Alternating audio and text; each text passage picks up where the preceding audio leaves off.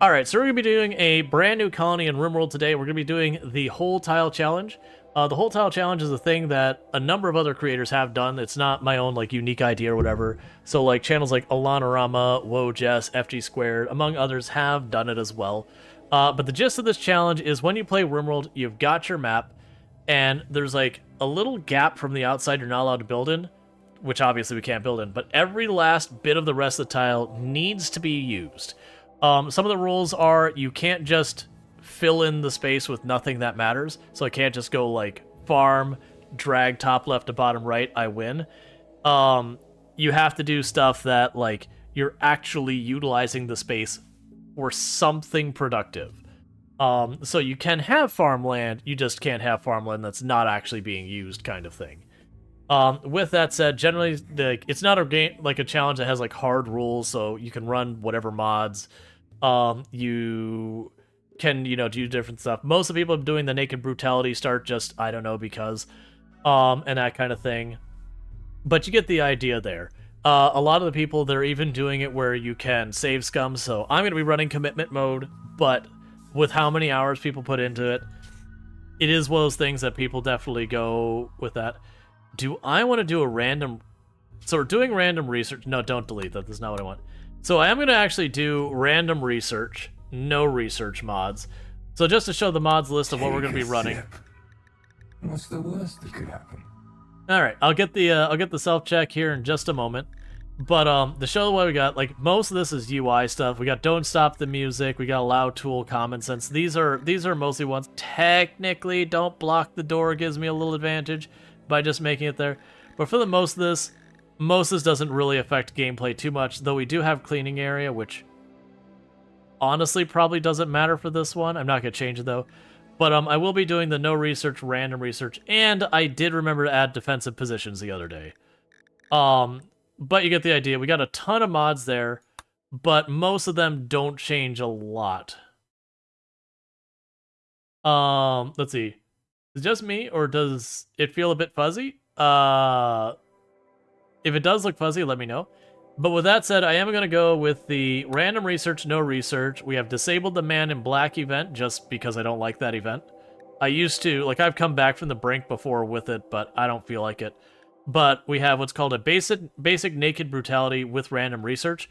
What this actually means is I'm going to start with literally no research at all, so I cannot choose hot tiles, because if we have a heat wave, I can't build passive coolers. And then random research means I don't get to choose my research. We just have to do that. The camera may be a little fuzzy by comparison. Oh, that could be, and I'm not going to fight with it right now. But yeah, so what we're going to do is we're going to pop in here and go with that. I'm going to go with Cassandra, and normally I play at Strive to Survive. I think for this, because it is going to be an endurance thing, I'm going to go with the Adventure Story, which is a difficulty level... Oh, commitment mode. Which is a difficulty easier than I normally do. I am going to just add 2 more, Oh, here. I can go ahead and start the queue. There it goes. I feel like I need to go through and mess with that. That I want to add... Just... Yeah, we'll just leave it alone. So we're going to leave this all alone here. We'll set the 100% area and all that. And we'll go with that. So we're going to generate the map. And meanwhile, while I got that, I have people redeem, like to hydrate and all that. So I'm going to do that while this takes a moment to load, because generating 100% map takes a minute. But yeah.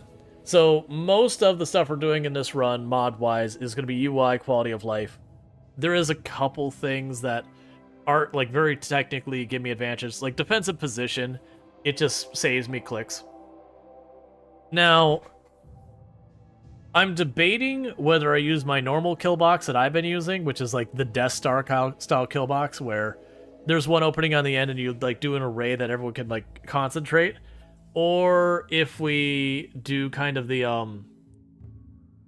there's a long kill box that I know Drongo uses, Bloody Drongo, another content creator on the platform. That is another good one that abuses the AI pathing. And I haven't decided which way I'm going to go with that. Because the array one works really well. I really like it. So we need to choose our tile, and as I said, I cannot choose a particularly hot tile because we do not, because they have random research. I can't guarantee myself a passive cooler. A colder tile is doable. We can do mountainous terrain as long as we put the mountains to use, but that does mean tropical anything is out.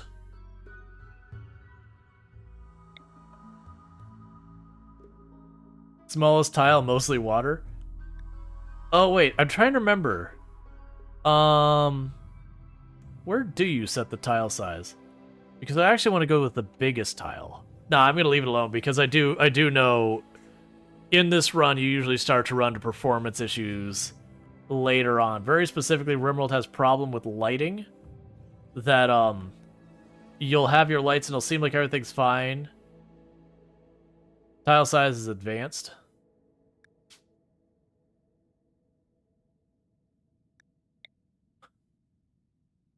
Yeah, we'll leave that alone. Like I'll choose the medium, slightly larger one. We're not gonna go with that one just because we will likely already run into performance issues down the road. And that's a cool tile. That would be a cheesy way of getting around it, just deep watering like a whole fourth of the tile. And that's geological landforms or whatever the name of the mod is. What is our grow zone? I kind of want to try and get an all-year one. It says Boreal, so we'd have to go the other way. We don't want to go too hot.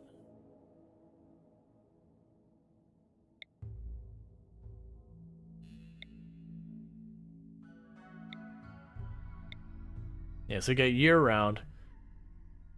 Yeah, Boreal. So we can do that. The question is, do we want mountain? Do we want flat terrain? Do we want hills?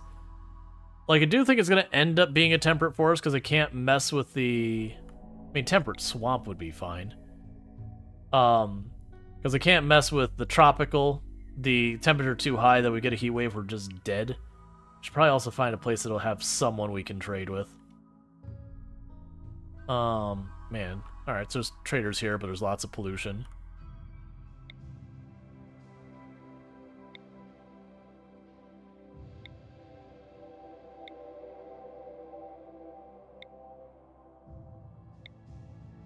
Yeah, so you do that. I'm the wrong person to ask for this.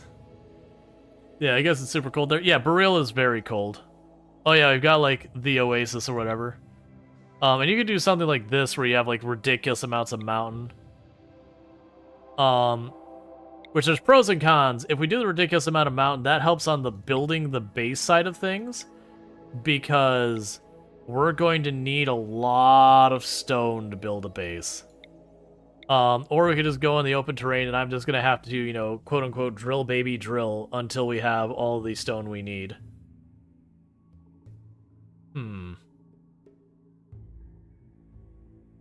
Because I do know there's some people who love the jokingly like dwarf base. Being on the road would be nice. Yeah, we've done, again, not that. We've done the road kind of stuff. I actually think that'll bug out the road.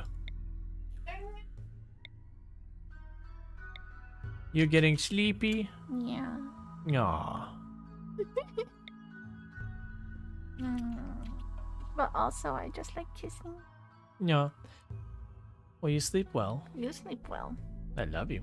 I love you. Remember the good times. I remember the time. I love you. Love you too. Alright, I am feeling like this is going to be the one. The road, but mountains mean you eventually have to caravan. It's faster. Yeah, my only issue is like the pollution right there. Like that's my reservation with that spot. I mean, this actually could be a pretty good spot. Temperate forest. Growing season. Let's just go down the road a little bit farther. So year-round grow season. I don't want to do the river on... I mean, not that one, because again, that feels like that's a cheesy way to get around it. So I don't want to do the river, because that kind of feels like it's cheesing it a little bit. So we got year-round. We've got marble and sandstone here. What do we got over here? Sandstone and granite. Let's make everything out of marble. Let's make this ridiculous. Okay, so I think this is the town I'm going to go with. Mostly open. We'll see what happens. So we got a town we can trade with nearby.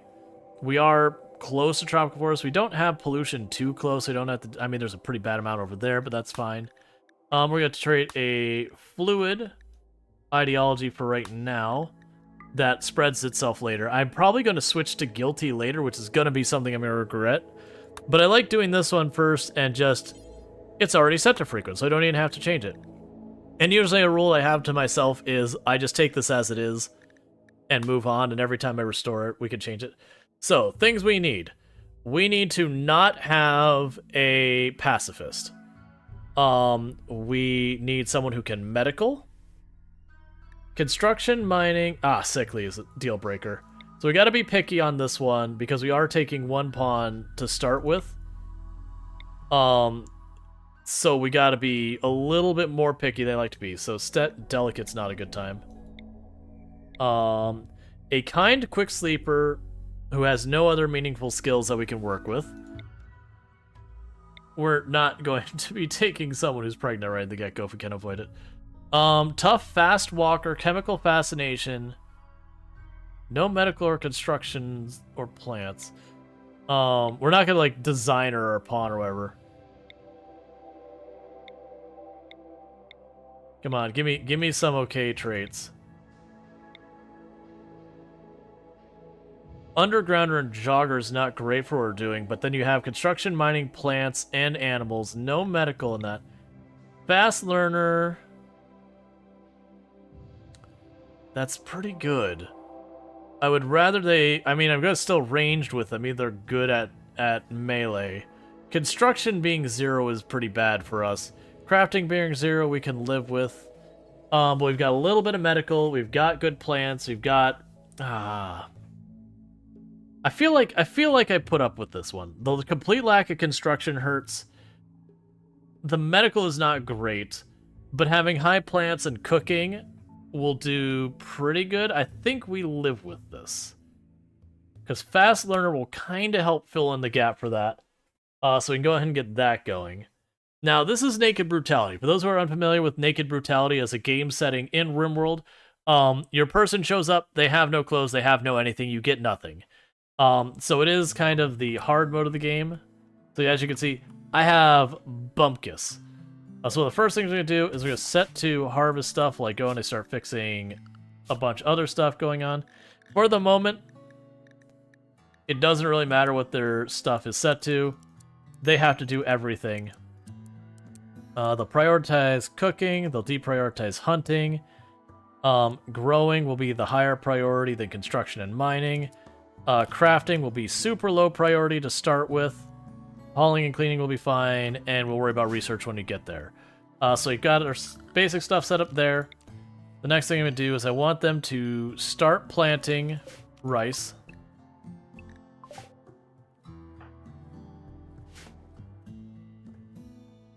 But we're going to want to find ourselves like a little spot that we can live. There's a piece of road. There's a piece of wooden road. There's a piece of wooden road in the tile. Yeah, so there is technically a road going through here. So you watch, it goes like that.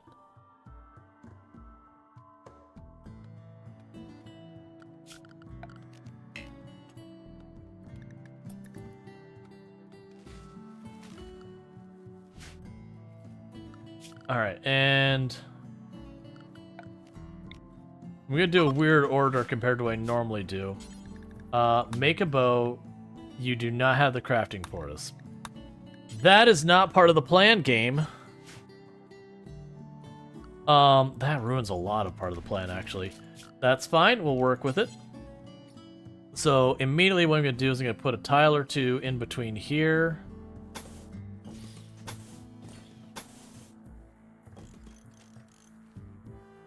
Yes, that's 7, 7.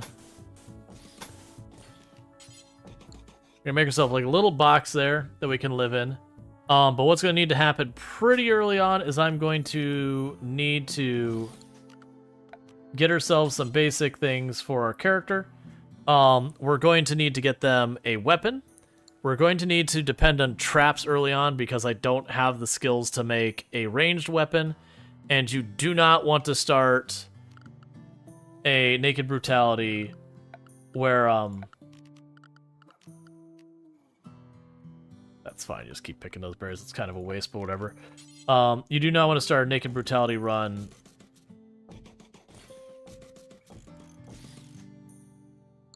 here. Actually, don't do those.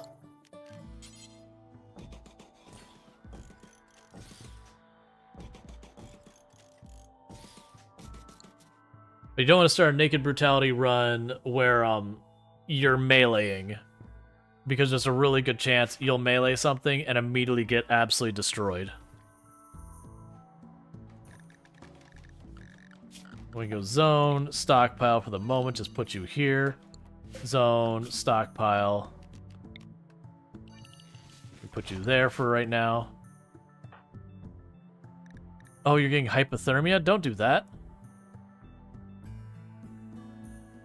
Alright. Let's see, why would anyone need a bow when they can throw a punch?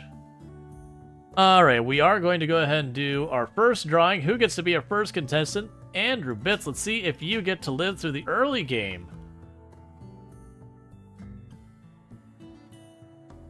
Andrew Bits. Named.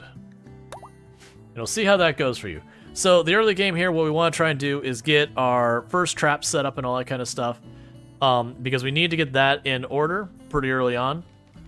That way, when like a squirrel or something shows up to attack us, since we can't make a ranged weapon yet, I can just run through the door and whatever, let the animal step on the traps and whatever. It's not ideal, but it's what we got. And it's like such a lonely existence. It is what it is.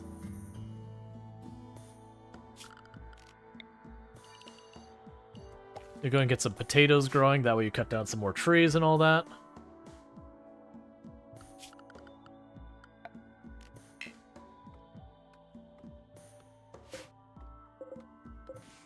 So you'll haul those two out of here.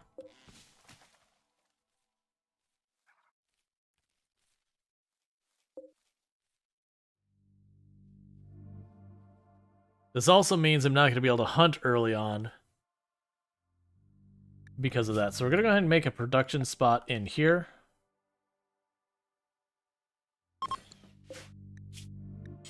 It'll say smash any mechs, do it forever. Make tribalware until you have one at 80%. We'll set the bow up here, even though I doubt you're going to be able to do it anytime soon. We'll make the bow. And we'll do a tribal headdress. Actually, let's see what our ideology calls for. Make sure I don't need some specific. Yeah, it's fine. So make a tribal headdress.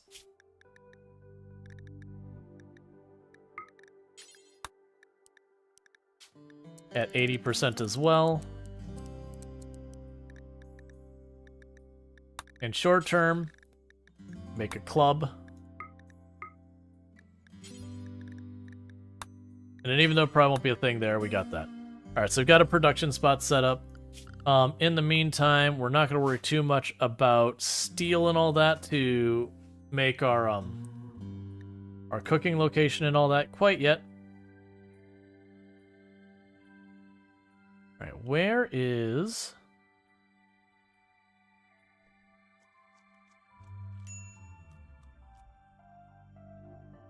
Take the a bushes? sip. What's the worst that could happen?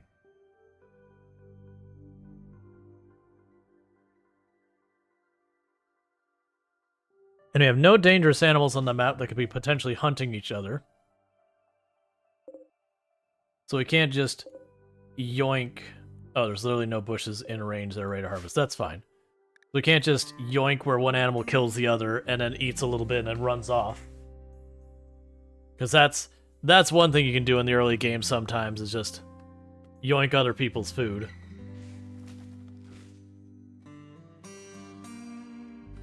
You return with some spinach and cheese ravioli.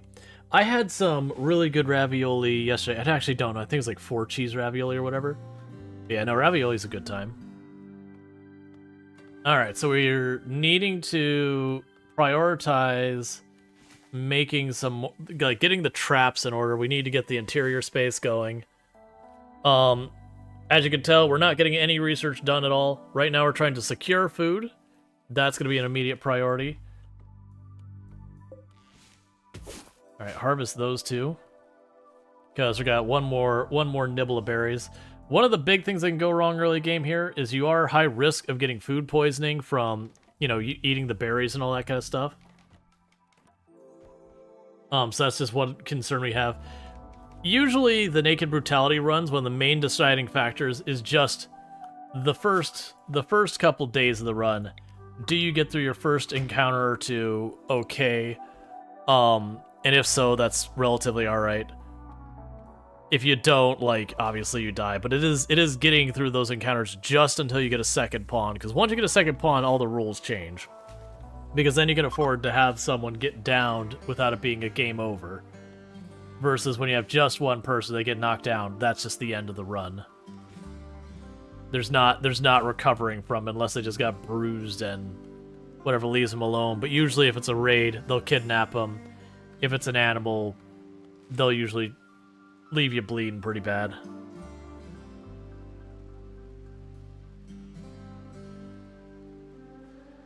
Now, I believe you don't get attacked until your third day. Like, you can, like, it's RNG after that exactly when you get attacked, but you physically cannot get attacked until your third day, if I remember correctly.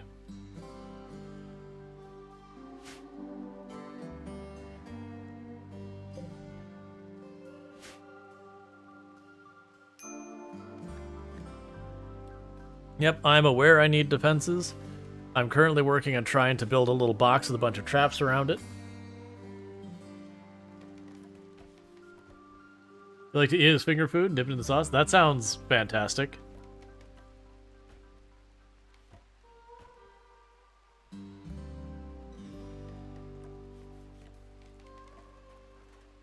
Okay, so we're now in an interior space, finally. Or at least not gonna get penalized for being outside.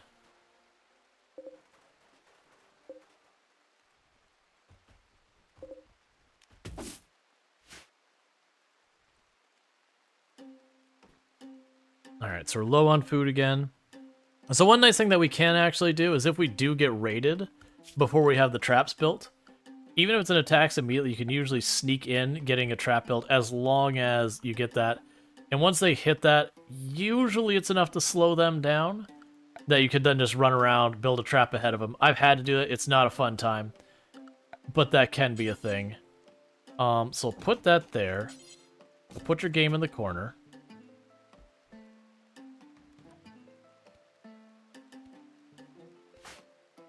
Yeah, because your recreation was starting to crash. We've got a visitor with items to trade. I don't have anything to give you for that, but you know, that's cool.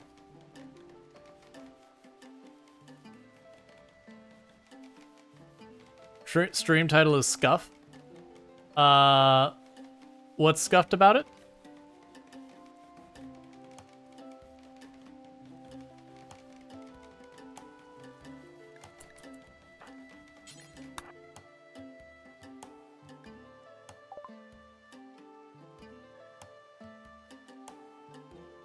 Oh, I see. There we go. Thank you. And we can move that over there. Done. They'll probably be like, you didn't need to give us credit or whatever. It's like, yeah, it's fine. All right, so we don't actually have literally any money, so I can't even buy that from them. I was actually debating for a moment. I was like, am I a much better fighter? If I had a club, I might have actually beat that person up to take their gun. But right now, I don't have a weapon to defend myself, so I won't be doing that.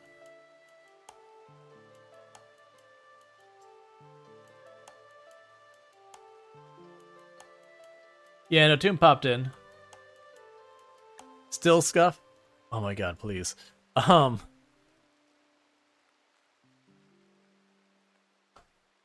There we go.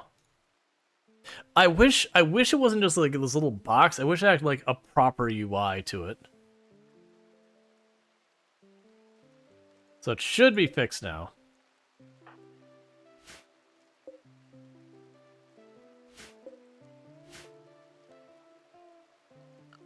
We will want to get relatively soon. Thank you How T0 Jump for subscribing for 8 months. Thank you, How to Jump, for the Prime Gaming sub. I really do appreciate that. You only get one of those a month and you used it here, so thank you so much for that continued support. It does mean a lot. Actually, don't do that one yet. I do appreciate that. You've been subbed to the channel for 8 months, so thank you again for that continued support. I do hope you're enjoying your advertisement-free viewing as well as access to the emotes, so thank you again for that. Alright, so the reason I paused that is I do really want the heal route, but I need to get these traps up before we get our first attack. So I can't really let them delay that much longer. Because we're likely to be attacked at any time now. And I'm behind the curve on what I should have built now.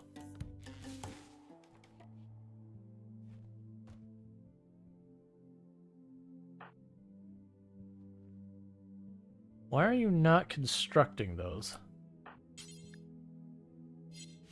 Oh, that is really bad, actually. Alright, well, make it a priority to craft your club. I guess you're just fighting it out melee, mano for the first one. We don't have enough construction to to build traps.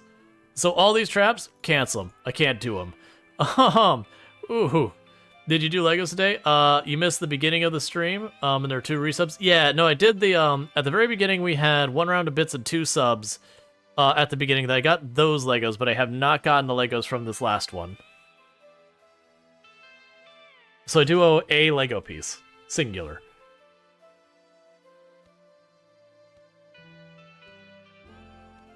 This is gonna be a really bad start. Mad hair. So, my choices of how I can deal with this is 1, I can just fight the mad hare and hope for the best, which isn't necessarily the worst thing, but we have a really big chance of infection, which would probably kill us. Or I can go in the door and hang out there and hope to wait out the mad hare, but I don't think I got enough food on standby. So I think what's going to end up happening is I am just going to have to duke it out with the mad hare.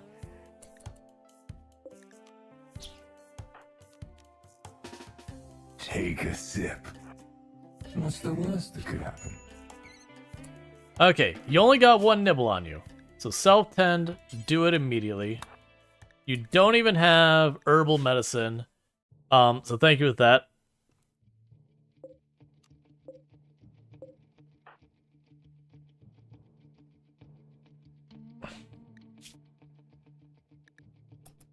So tend to yourself real fast. Okay.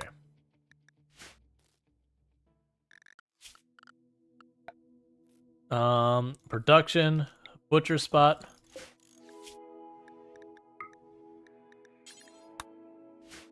Do forever? Okay.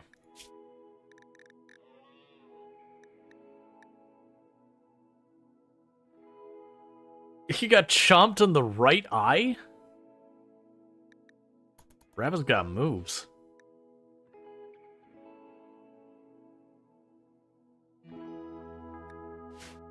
Yeah, no, I saw that there was. Luckily, it was just such a minor injury. I was like, okay, I'm not gonna go out of my way to deal with it. Alright, so we got some raw rabbit meat.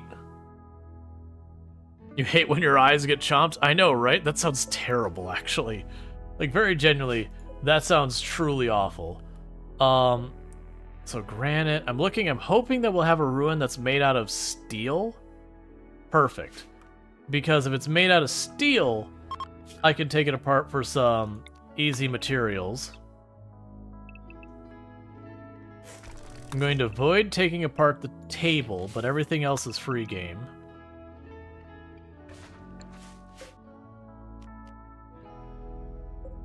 Because if I take it apart and it's steel, I can use the steel to make the thing without having to get into like mining and all that. We also have those down there that give components. I want to kind of save those components. That's also steel. That's good to know. There's an ancient danger down there. So we got an ancient danger on the bottom of the map. And it looks like the only one that I'm seeing. Yeah, no, that's the thing. We'll definitely steal some tables and all that. Right now, I need to get a little bit of steel so I can make myself a place to cook with.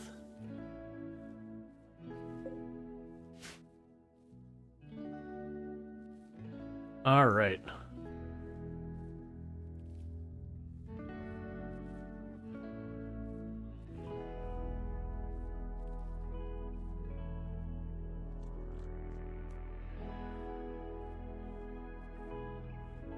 We've been very lucky so far on the food poisoning front. Usually by now I've had a bad roll and gotten food poisoning when I'm just eating random stuff like that.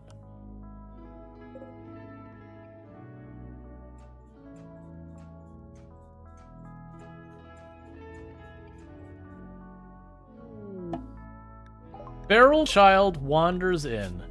Nimble masochist who is an impid.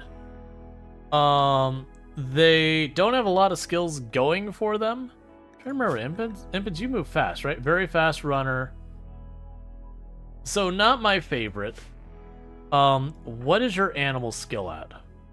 You can't physically tame it. Never mind. So feral child gets to live a feral life. Because even if I wanted to bring them into the fold, it's just not going to happen. No, let's not have you do that. It's too slow to take apart brick.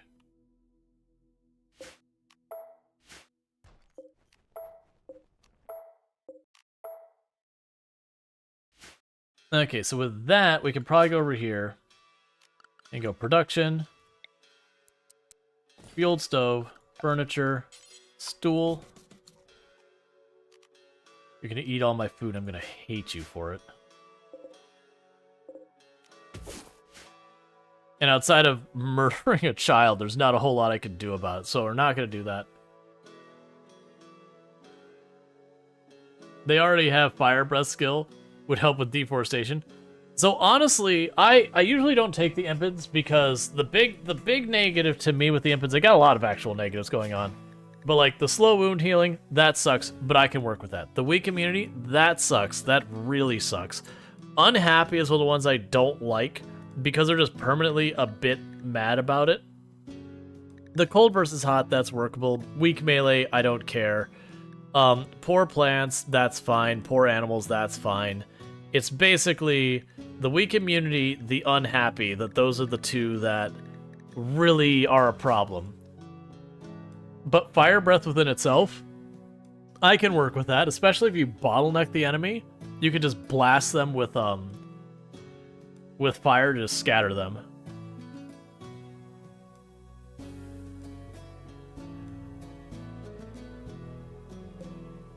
Alright, we almost have... Stop stealing my food! So they're attacking immediately. Don't be strong. Oh, you are strong. That is not my favorite. Okay, so we have a plan. The plan is to stop grabbing that steel, to go over here and immediately consume berries. Probably, with my luck, get a food poisoning, which would kill us right now. But eat the berries so you're well fed.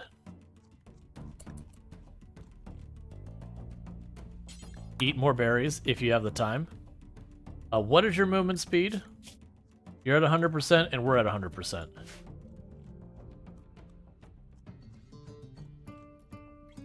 Finish eating. There we go.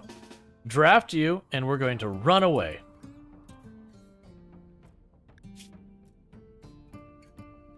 Are wasters faster? You were definitely faster than me. Are wasters just faster? And I've just not been a no... No, you don't have a movement speed bonus. Then why am I moving slower than you? I am very distinctly moving slower. Are you nimble? No. You're not fast walker.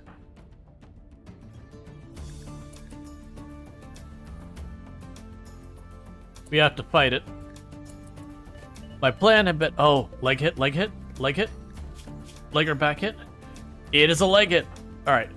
Dodge this hit and get away. Get away. Get away, get away, get away, get away. Yes! We can work with this, chat. How hungry and tired are you? You're in perfect shape. That's not what I wanted to see. Okay.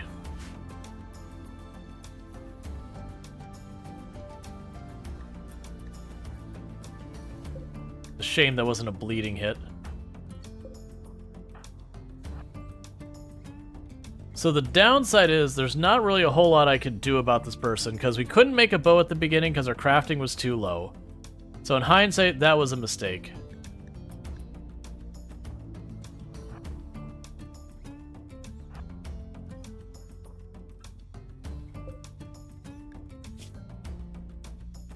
So what is our skills at? So you're at 8 melee, you're at 8 melee. We did score the first blow.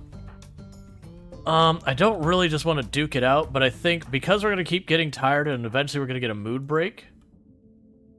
Where's the feral kid? The feral kid's down over... Where are you going?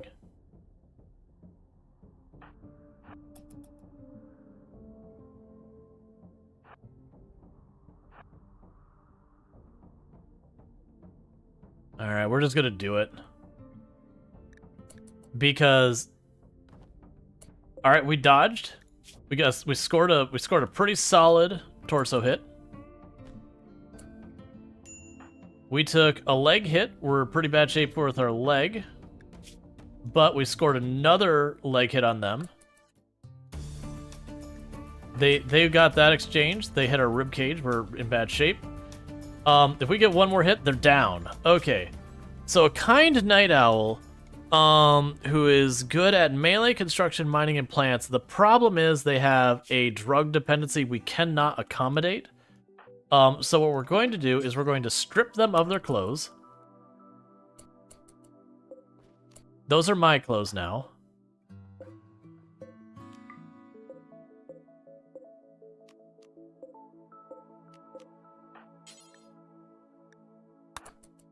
Just prioritize hauling that for the moment. And I need you to get patched up before you get an infection.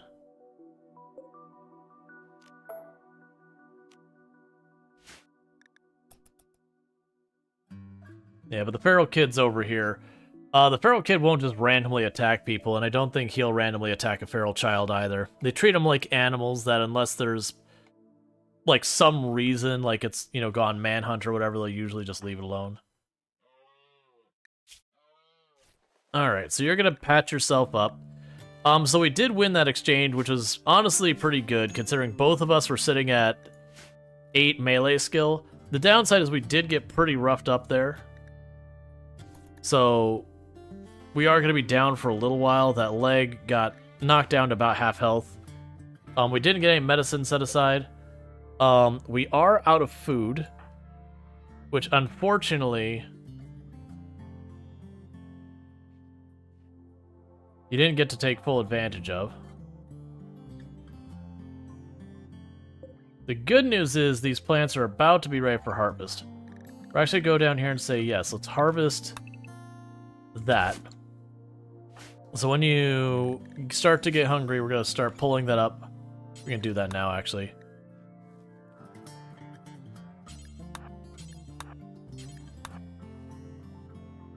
Alright, that should give you at least a little bit of a bite to eat.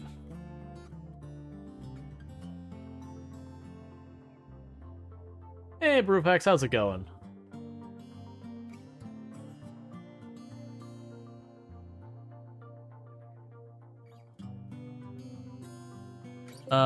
Please eat something? I know, you don't want to eat the raw rice. It's fine.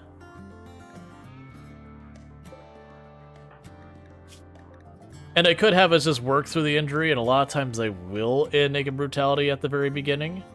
But I'm trying to not make this too big of an issue. Let's see, you've been trolling World of Trank streamers, you know? Trolling them how?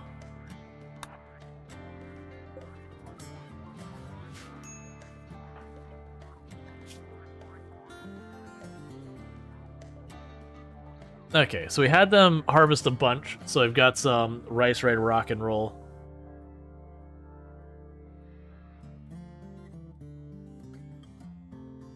What level of construction you need for traps? 2. And we've got, I think, 1? No, we're at 2 now. Okay, so this means we got a little bit more of an option. So we can go security. So what we're gonna do here is right at the corners.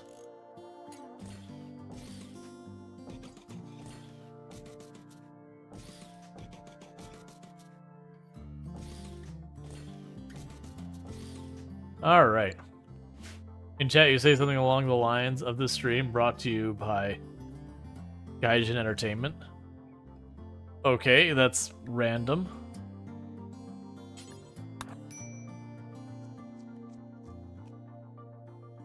I am really lucky that we have not gotten food poisoning yet. Because that usually will end these runs very early on. If you get food poisoning, it ends up being a fight one-on-one, you just usually lost because it slows you down, you just fight way less effectively, a whole bunch of things. Go ahead and leave that door open. Having that delay doesn't give us anything. Alright. So for the moment, I'm just putting traps around the room, because then I can sit there and run around the outside edge, and the AI will hit a lot of the traps. It's not foolproof or anything like that, but it's what we've got to work with for the moment.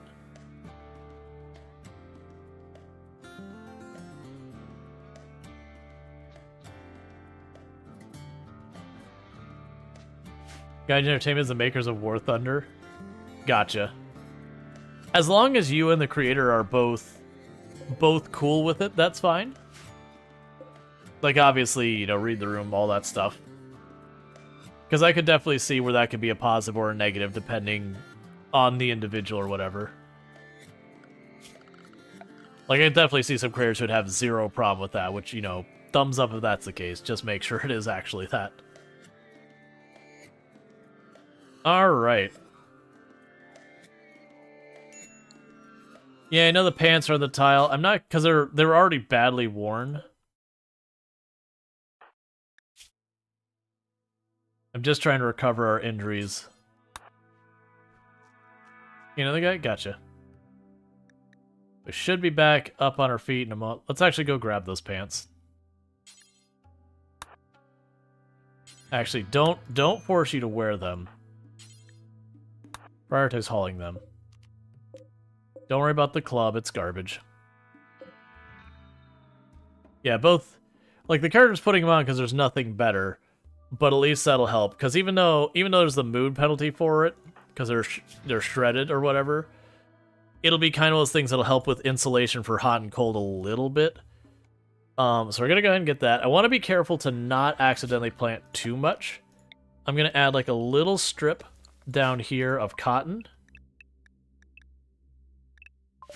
That'll help out a little bit. Okay, so fully healed, excellent. And even though it's completely not necessary, die. And by not necessary, I mean it is absolutely mission critical. We cannot live without the dye. We obviously can. Alright. So I've got our first round of actual food harvested. That should cover this one pawn for a good while. We do want to get our actual stuff growing in here. Part of the reason I'm trying to get the cotton is the cotton means I at least have secured food, because I can't hunt till I can make a bow. And I need more crafting for that, and unless I just start crafting a bunch of clubs just because I can, that's not going to change anything.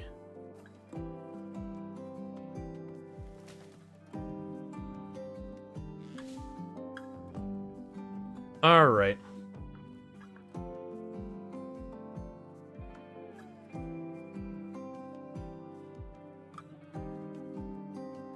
Yeah, we'll definitely need to get our pawn in here, or get lucky and get someone knocked down, or trade for whatever to get ourselves a ranged weapon of any kind.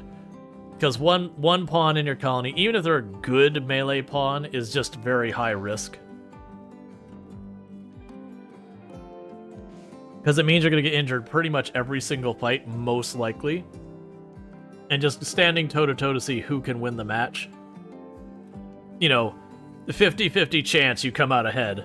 Because it's not like you play your skill at being like, let me time my dodges or whatever. It's very genuinely, you just hope it works out.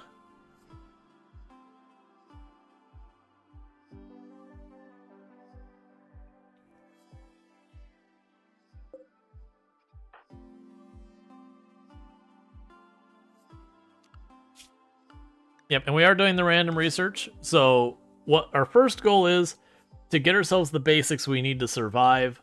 Then we get a research base or a research station, and we just start churning away on the research to try and unlock some stuff to help ourselves out. There isn't a point in like building a giant base or anything in the early game with the settings we've got. It just won't do us any good.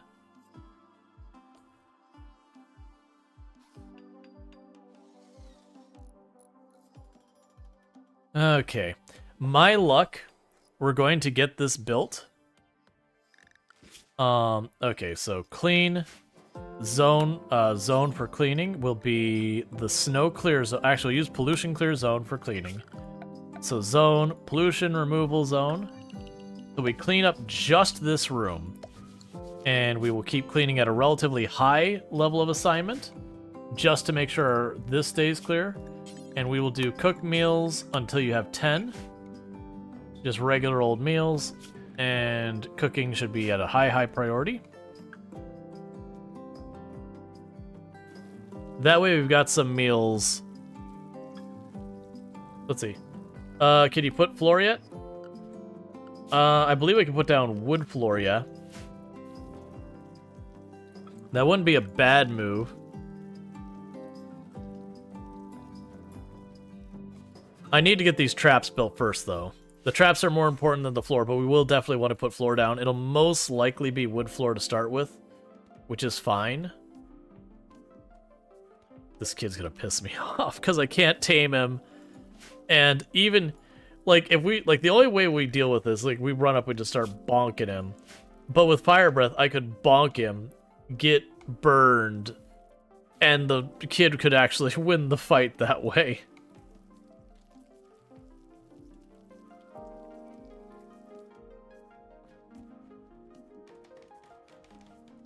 Okay, yeah, Totemetic Floor is probably what we'll put down in the early game. It means I have a very flammable base, which is not my favorite, especially with impids on the map. But it is what it is. Alright, well, at least you got a trap down. So worst case, if I run around my building with someone with a bow, there is a chance I can get them to step on the trap. A lot of times I'll actually put the traps like these ones on the corner. Like those are right, but the other ones are all the other way because I can't build the traps there. Because if I stand down here and we have an archer, and I go shoot at them, they'll run here naturally because that's the spot they can get cover, and so step right on the trap. It's much better if I make the traps out of steel so far as damage, but we're not going to have much steel on this map, so we'll worry about that later. Stop stealing my meals, small child.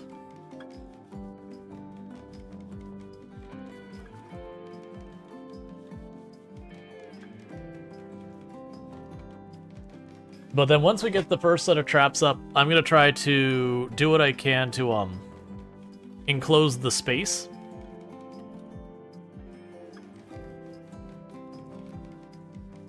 And once I get the space enclosed, we'll worry about trying to get ourselves a research bench and all that built. But traps are the immediate priority. Disease fibrous mechanites. I mean, honestly, of all the diseases, that's the one I would go for the most. So fibrous mechanites, you just keep tending them. It's a time thing. But at least they're a disease that has a pro. They do make us faster at moving, manipulating, and blood pumping. But they do hurt our consciousness, our talking, and our eating. And they cause a lot of pain. So while they do have some positives, they come with a whole bunch of negatives to go with it.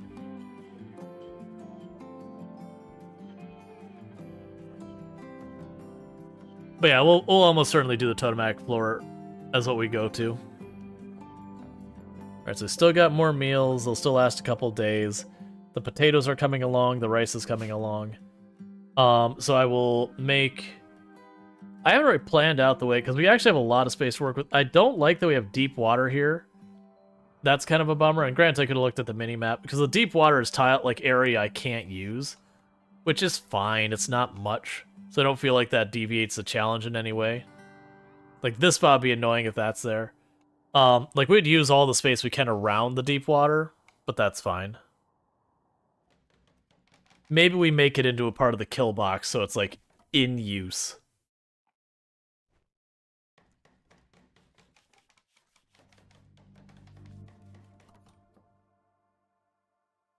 Make little parks? Yeah, we can make like a little park or something there. You know, as long as it's used for something. Yeah, so we got 3 chunks of water on here that are an issue. Because you can never ever get rid of deep water. I do wish you could put like a moisture pump here when it's a lake to slowly get rid of it. Alright, Mad Alpaca. So what we're going to do...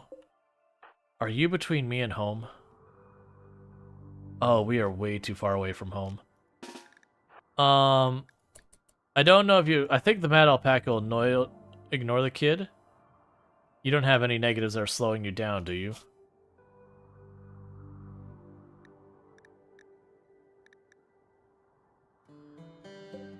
Oh! You stepped in my trap. Okay. I was about to be all like... I was trying to like go, oh, I need to get the trap between us. I didn't realize it just ran into the trap on its own.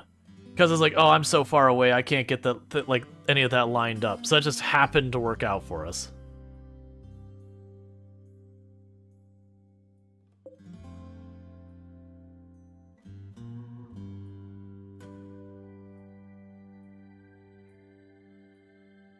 Yeah, because we're taking apart the steel and all that over here to try and get all that. Granted, you're playing modded, but use deep water for food with fishing. Yeah, no, it's modded. We only have mostly UI mods. There's like a couple of not UI mods, but there's nothing like run and gun or overhauling a bunch of stuff or anything.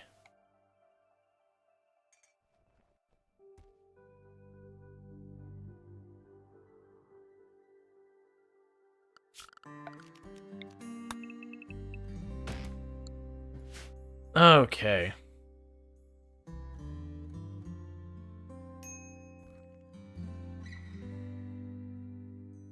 I got our first dangerous animal on the map. Looks like a timber wolf. Use can count as make pretty stuff, right? Yeah, as long as it like feels like something meaningful. Like if it is going to be a make it pretty, I couldn't be like, it's a natural park. That would probably be no good. But if I put, like, you know, pathways that went up here with lights on the corners, that'd probably be fine. Because then, you know, like, I am using it for something. And then we could even, like, to really make it in use, we could either, like, grow something like roses or whatever there so they actually have to work with it. Or, you know, put something else of meaning there. The big thing about the rule about, you know, using it is that you can't just go like this. And say, okay, challenge done. Yeah, like we could add benches and flowers and stuff, like make it just a beautification thing. Again, so long as we're not clearly abusing stuff. But I could see like enclosing this area. You'd have the geothermal that cut in down here, so have like a path that goes over here with like flowers or something around it, or just something interesting. We'll worry about that later. We got a lot of other priorities. Until we get 2 people, we're in a lot of danger here.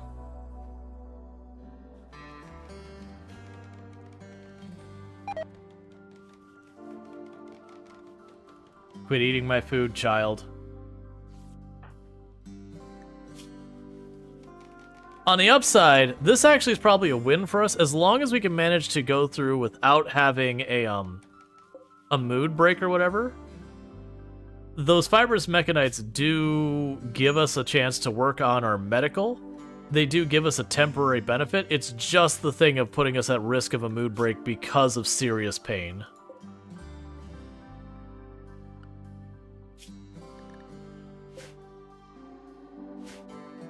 It bothers you so much you can put it to shut the door.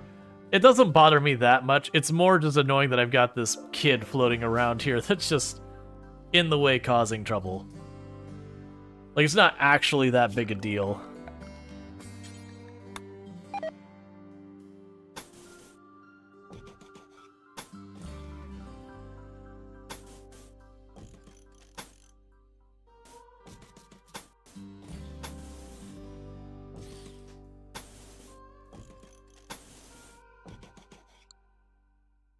All right.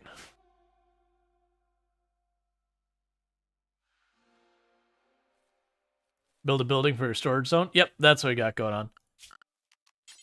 That's kind of literally where we're going with this right now. Yeah, no, because I'm doing Naked Brutality, I am trying to prioritize, like, where I can put defenses here. And all that. We also are doing random research, no research. So I start with literally no research. If we look, I have nothing researched at all. And you notice the research button is missing. When I use a research table, it'll randomly choose one, and I won't know until it's about 90% done, and they'll be like, oh, here's the research you were working on. So copy your settings here, go zone.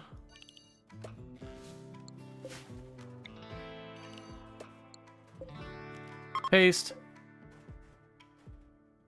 And you just got switched to low priority. And the only reason I switched to low priority versus just deleting it is because our character will start just cooking more meals. And we are in that, you know, food is precious still frame of the run.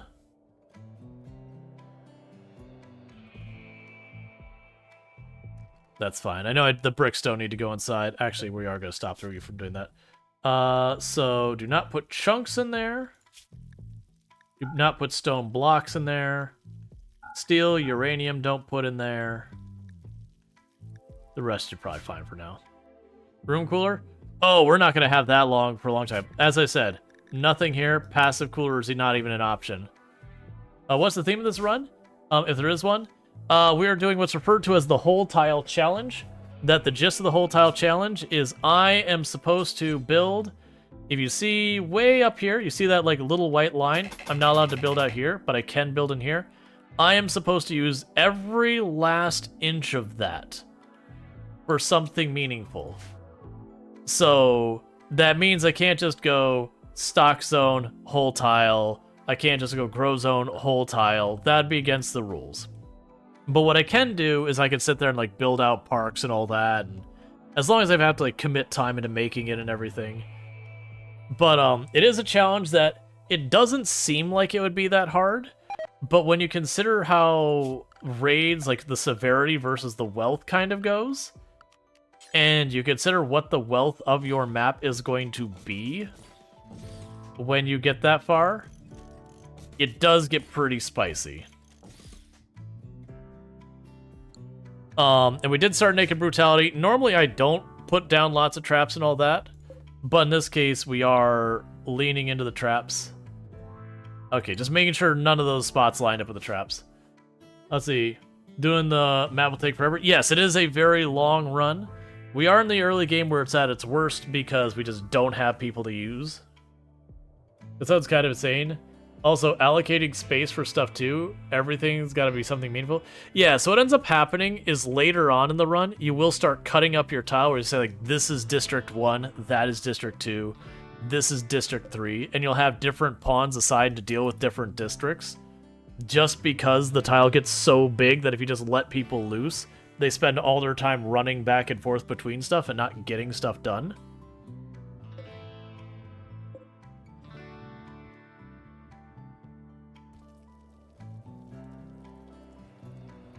Alright. And unfortunately, we didn't have enough crafting skill to make a bow because I forgot to worry about that. So we are just dealing with that as a headache. It's fine. It was one of those things like, oh, right, that is a thing I have to worry about, isn't it? So that was the reason I was like, oh, God, I gotta get the traps up now. And we did fight our first fight where it was literally... They had 8 melee, we had 8 melee, we both had wooden clubs, and luckily we scored the first solid hit and then just managed to capitalize on it. Which is nothing about player skill. That's 100%. The two butt heads, you roll the dice and hope you win the dice roll. It feels like you could have 100 pawns and that'd still not be enough. Oh no, you don't need that many.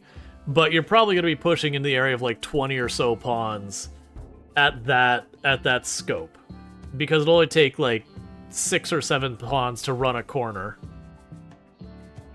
No, I mean the map would take forever because your map is like 500 or 750 mountain tile. Yeah, no, if you very genuinely as a thing, you don't want to make the map full size with this challenge. RimWorld has very poorly optimized lighting, and for a normal map size and what you build, it's usually not that big an issue. But when you start getting to where you build an entire tile, you'll start really feeling that lack of optimization. Weirdly, weirdly, the times you actually have the worst thing is just the way that the coding works. Is you'll have your lights and everything will be kind of okay, and then you'll have the whole thing where like the lights go out from the power outage thing, the solar flare, and then it'll just immediately drop to like 1 frame a second, like really chug, because it just doesn't handle it well. And there's some mods to help, which we have Rocket Ship on here, or Rocket Man, which is just, this is purely an optimization mod. So that's one of the reasons I'm also not running a lot of mods. I'm running a couple performance mods and some UI mods, and that's pretty much it. Like, there is a chance that later in the run I might even have to ditch some mods as performance becomes a problem. We'll see.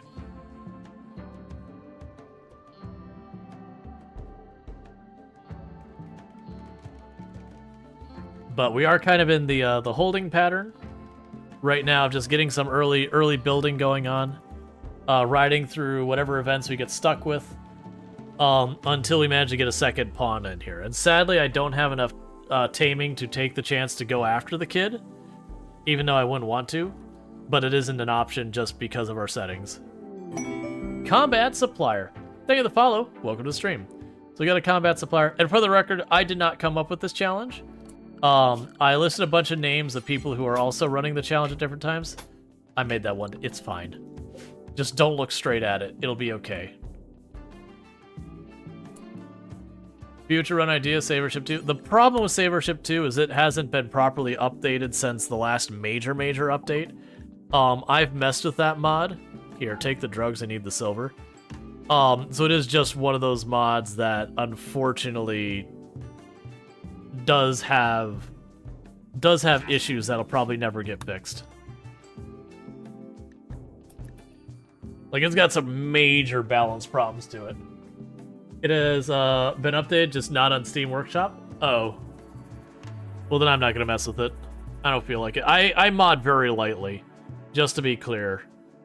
So you won't see me running like Combat Expanded, Run and Gun, like nothing against anyone who does run those mods. It's just I have a preference of running games mostly vanilla. That's just how I prefer to play, and that's not even just RimWorld. That's most games. About the only exception I make is Kenshi, because Kenshi has like large areas of the map that are just empty. Yeah, mostly only quality of life mods. The exceptions I have is I do have the geological landforms mod, which does change some of the options to give you some kind of wild tile setups. I do have the vanilla plus biomes, or whatever it's called. I'm not in one of those right now, but it is fun to play like a map that it's got like, you know, it's kind of a paradise but has permanent fog on it, so it's a paradise but ranged weapons suck forever. And then you get like, we had a really good run on an atoll, so it's just sand everywhere. Any reason your stockpile is ranged that way? Because it looks pretty. You'll see me make a lot of atypical shaped rooms. So you'll see me, instead of like a block, I'll make a round room. It's not for any strategic reason. It's because squares get boring.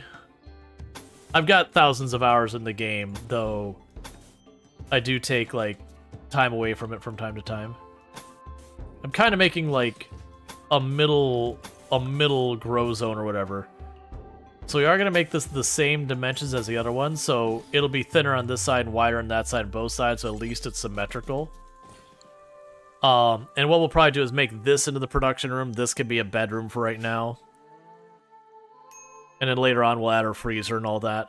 Because I'm doing random research, no research, you can have a run. I've had runs with this where I was over in this area of the research, where I had gotten like the multi-analyzer, fabrication, and everything, and almost filled in everything here, and still didn't have complex clothing. Because that's just the way random research rolls. Oh, and I will absolutely, with random research, almost certainly get the water mill generator, which is useless on this tile. Because that's just how RNG works. It's like giving Randy Random control of your research. It's both fun, and you can also... It's fun, and it is also awful at the same time.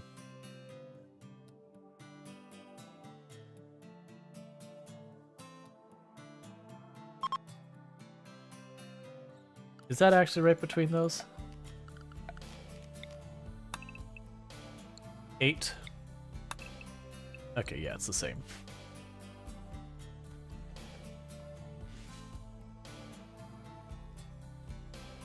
Yeah, so we don't have the passive cooler, so like right now, heat wave is one of my biggest, like right now the two biggest threats I have is heat wave and any type of actually dangerous disease. Like we got hit with fibrous mechanites, which I'm pretty okay with. We do have the risk of getting a mood break from it, which can kill a run very early on with naked brutality. But if I was gonna get a random disease, that's the one I would choose. So, you know, I can live with that. The next most likely one I'd probably go for, as much as I'd hate it, would be the gut worms would be what I'd potentially do after that, because it would put an extra food burden, but food's relatively fine right now.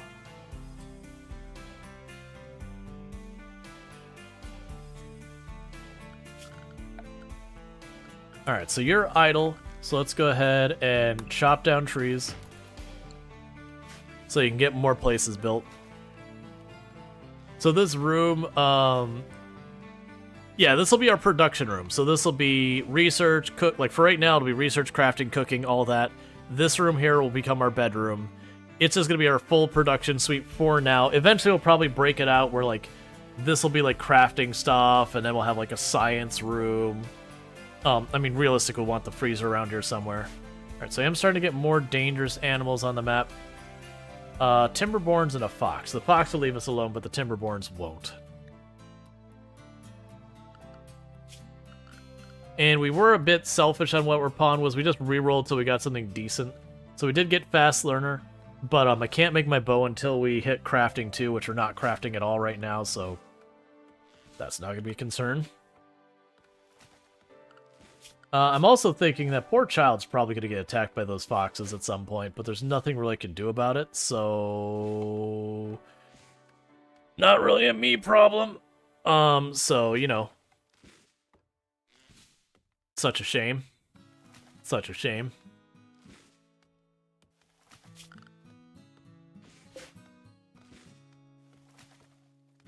Yeah, we're just cutting down a lot of trees to get a bunch of wood happening here. Child's gonna be raised by wolves in the worst way. Yeah. It's one of those things, there's nothing really I could do about it. If I had a bow and I wanted to take the chance I could do it, I wouldn't, because that doesn't help our cause. I'm not gonna worry about putting traps along the entire other side of this, but I will put a trap on the corner. And the reason I'm putting a trap on the corner is because then I can peek out here as a range, like a person, and a ranged person will try to drop there to go to the cover, step right in the trap. So you can bait them into walking onto your traps. I'm not going to build out traps for the whole area right now. We're going to get this room set up, because I know when I get a raid, I can just run over here somewhere. They're going to have to go through the trap gauntlets a little bit. Thank you for the follow. Welcome to the stream. So, like, if they come this way, I can run up this way, you know, past my traps. They'll go through and probably hit a bunch. If they go up here, I run, you know, down here, wait. When they start getting through, then I run down around and just circle. You get the idea.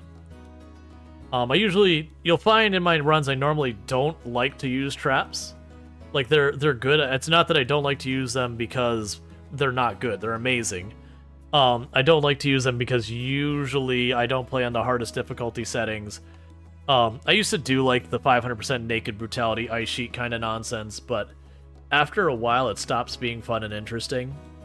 Your bases all start looking the same, where you find your kill box that works really well and you just keep building that kill box again and again. And after a while, it gets stale.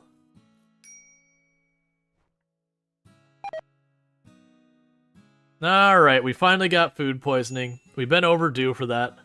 So, that is a big problem. If we get raided right now with the food poisoning, because again, we already have the fibrous mechanites. Right now we're only on Adventure Story, I believe is the one. Normally I play Strive to Survive. But because we are doing like a massive, massive marathon colony, that the wealth is going to be absolutely astronomical late game, that I've given myself a little bit of leeway on the difficulty. Because it is about building the giant, ridiculous base. But normally I do play Strive to Survive as my difficulty of choice, because I find it a nice balance between you can't really just slouch, but also, you know, it's not one of those things that you're constantly dealing with stuff to the point it's a headache.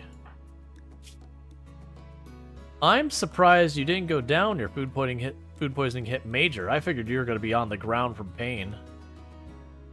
I don't think we'll do the Dryad tree, but maybe we'll do the Dryad tree as like a, not something we actually work on, but like we talked about for making like this kind of a park, since it's really not a usable space. And then I said like, all right, well I just have to do something here like paths. I could see doing like the Dryad trees up there as just a thing for show. Yeah, so you're at major break risk because you're at, you know, really high pain. Because you have the fibrous mechanites as well as food poisoning. So that'll be just your life for a while.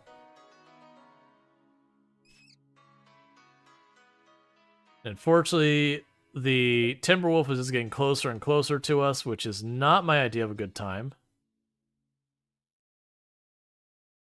But the good news is maybe if it goes to hunt us, we just run in here real fast and it walks across our traps. It's fine if that's what it ends up being. Alright, so you're over that, so you should be okay. Ritual opportunity soon. I didn't even check. What are our rituals? Because we didn't customize any of that. Our rituals are Jubilee of Faith, which will be...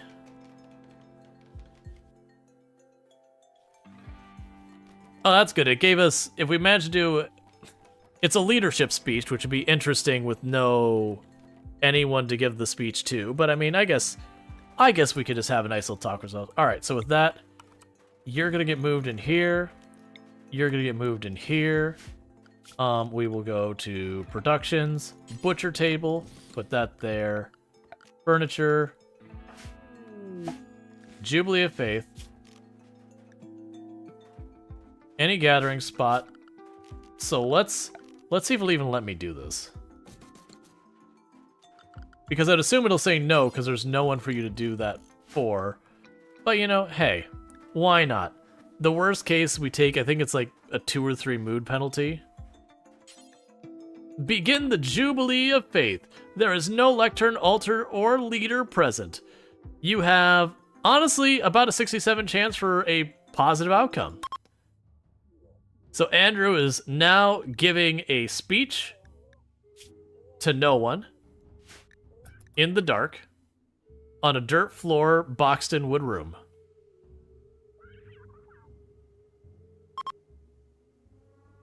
The speech is over and the party is beginning.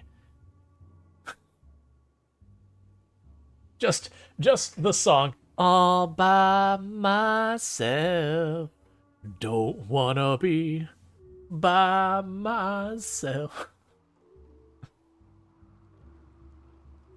Practicing social. I wonder if you actually got... Apparently Andrew had a good time. You did gain social for it.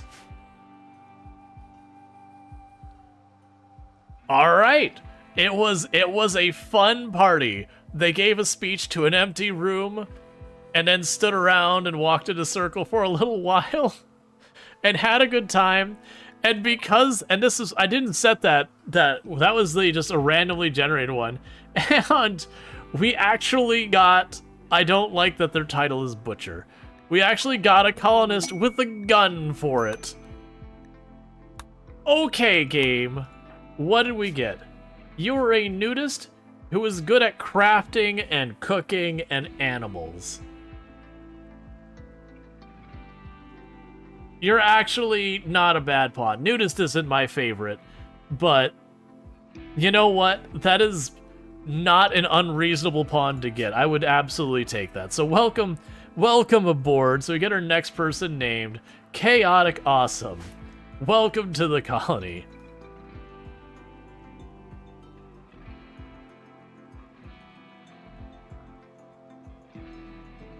Alright, I had to just sit there for a moment and be like, wait, am I spelling this right? Okay, so we got Chaotic Awesome in here. So let's look at our work priorities. Hey, guess what? In this colony, everyone's a doctor. Because everyone is equally terrible at it. Alright, so you're gonna be our new cook. You can handle, which gives us interesting stuff. So you're not gonna do that. You can hunt. And you can craft. So you're gonna be our cook. You'll hunt as a backup, and you'll craft. And honestly, anyone who gets to this point, that's fine. You're not going to worry about crafting anymore. So unfortunately, our grower and our constructor are the same person, which is never a good time. Alright. Chaotic would be a nudist. Hey, man. Let them live their life. From playing Kenshi earlier, I keep going for the autosave button, but we're playing commitment mode, so there is no autosave. Alright. Since it looks like you'll be here for a while, Andrew Bits, I'm just going to have to ask you to please keep it in English, because unfortunately, I have to moderate the channel, and if I don't know what you're saying, I can't tell if you're saying something that's against TOS or not. So I will have to ask you to keep it in English, please. But Andrew Bits says things you give the faction a name and the colony a name. So right now we're in a Temperance Forest, which is a pretty neutral tile. So I've got that. The ideology right now is we just spread our ideology. Later on, I might move into Guilty, because it's kind of a pain in the butt, which makes it kind of fun. But the idea behind the colony is to take up the entire tile. So we're looking for a quick name for that. While people put in some name suggestions, I gotta use the restroom real fast. So what I'm gonna do is I'm gonna use this as an excuse to do that. We'll also run the ad while I'm in the restroom to make that happen early. So that means we'll have an hour and a half without ads once we do that. So I'm gonna go ahead and do that. I'll put up my away screen and I'll be back in just a couple minutes. But yeah, so looking at suggestions for the faction as well as the settlement. All right, and I'll be back in a few.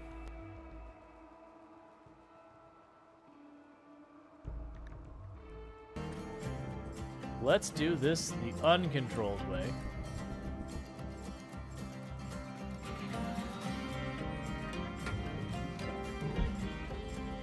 All right.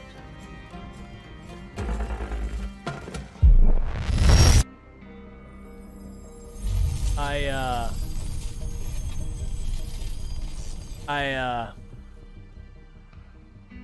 didn't do that right.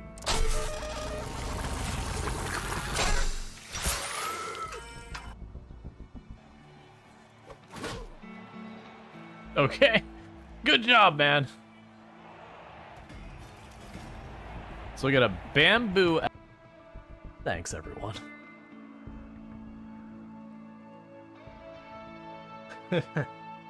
Sorry.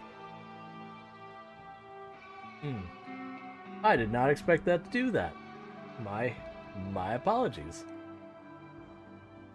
Stop it, eyes. I need you to cut it out.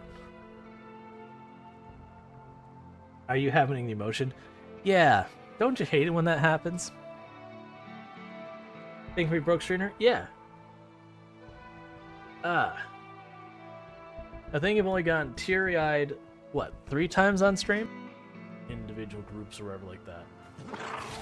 Oh, you legitimately scared the crap out of that. That's the first time I've been gotten with that in a long time. Whoever did that, you were well-timed, probably Cookie. Because this is legit a place that always makes me nervous. And I was looking at chat for a second, and the noise played, and I thought I had just gotten got.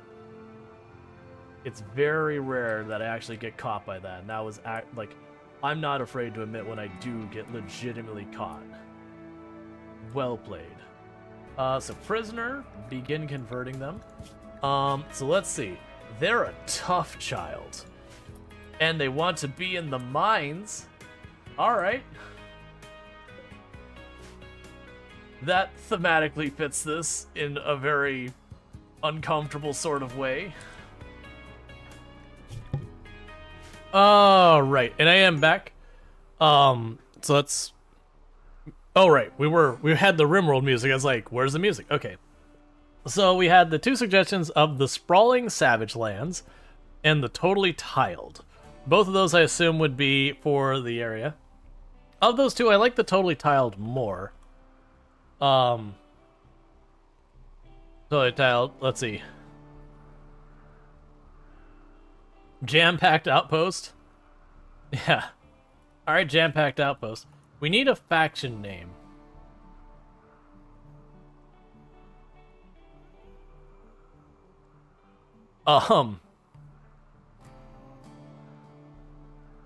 Over budget builders. The Snug Fit Society. I think I'm gonna go with the over budget builders because building the entire tile will definitely be the over budget. I'm just gonna go with it. I think that's fine. So we got our over budget builders in the jam-packed outpost to keep things moving along nicely and all that. And it was almost perfect timing that ended at the same time that the ads did. And I do apologize about running the ads early, but by doing that, it means we have an hour and a half with no more ads. For those who don't understand what's going on with that, it is a thing on Twitch that no matter what I do, you get ads. That is your life. You get no choice about the matter. But what I can do is I can help determine when you're going to hit those ads. So what that boils down to is I have the choice of doing pre-rolls, which is when you join the channel, you get slapped with an ad immediately, or mid-rolls, which means you get hit with the ads during the stream. Now, unfortunately, pre-rolls are really awful for your channel growth, so it is kind of one of those things you feel kind of forced to run mid-rolls. But I have to run a total of 3 minutes per hour to make that happen, so you get the idea. Yeah, no, the wolf has been chilling nearby, and I'm not a fan of it. At least now I got 2 ranged weapons, so we can kite the wolf. I'm going to wait till the rain goes away, and then we're probably going to kill the wolf. Because that is close enough that it's going to be a risk. Oh, good. Another round of food poisoning. Love it. Perfect. That's your own cooking, Andrew, so you have no one but yourself to blame on this one. I wish you'd self-tame, that'd be cool. I could go for the wolf self-taming. Now, granted, they have to eat meat, but we could start hunting and all that. It wouldn't be a bad idea. The only reason I'm not going to hunt right now is it just gives me more risk of the animals coming after us. But it wouldn't be a bad move for us to hunt.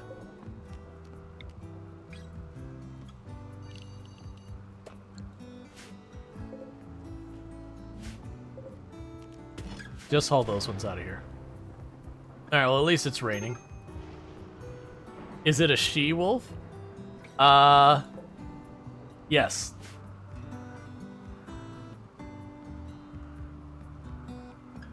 Yay. The Lego gods call. Alright, well, I mean, I owe a Lego from earlier. For those who don't know, every time I get a sub at 100 bits, I do a Lego piece. Usually I'll let a couple stack up, but I've got one I owe from earlier, and we got a second one. So thank you so much for those 100 bits, Leaf Butte. Let me go ahead and get those 2 pieces knocked out real fast, and we'll get on with it. So actually, that'll work out perfectly, because that'll finish this step.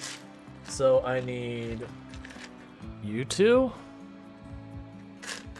and you 2. Oh, you're not right. You're not the right piece. Is that one right? That one's right. Okay. There, I just saw it. There it goes. All right. So, that'll be 1. Sorry. That'll be 1, just that little Yay. cap going there. The Lego gods call again. Alright, so 3 pieces we need. Alright, so where are the ones that go in the back? Okay, so these ones go 1 here. And then we've got the next one. It's the same kind of thing. We're almost done with this kit. We're down to final details. That takes care of that. Alright. Yay. And again. I have a feeling I know what's happening right now. Alright, so I need you. So that's 4 pieces. I got 2 more I need. Where is there? You are. So let's see. So that's 4 total. So I've got the 2. So that's 3. Yay. What is happening?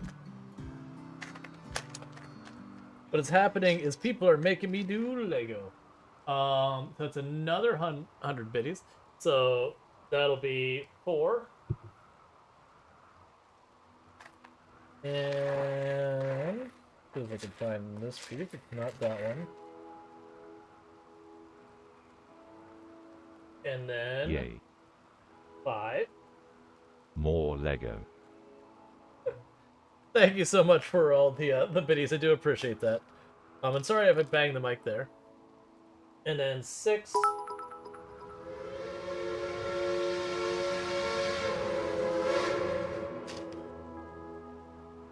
Hype train is go. Choo choo. Thank you for the hype train. So that puts us up to 7, 8. So I got 2 more pieces I need to do. So I'll go ahead and do that. So there's 7. And then 8. So I'll give the hype train a chance to get through before I switch cameras. And the reason I'm doing with that is just I don't want it to be a thing that I stop when I'm like like right now I've got all the pieces caught up. I don't want to be a thing that I step away and then immediately that I step away and like immediately have to turn around and just switch the cameras again. Because I'll delay when that happens. Go ahead and stage the next pieces. Like when I think Choo choo. alright. So with that, that'll be the next piece, which goes like this. Alright, so we're slowly building whatever the heck that thing is. Yay. The Lego calls to us. Alright. And there's that piece. Which means we gotta change the page. Like when I say we're almost done, that's what's left. Once that's empty, this kit's done. We're like at that last little bit. I've got that one. Get the next one staged. Get the next one staged. Get you 2 staged. Yay. Don't tempt me. Don't tempt you. Just make sure you're spending responsibly and that you can afford to do that. All right. Like don't put yourself out by it. All right. So then we have. Wait.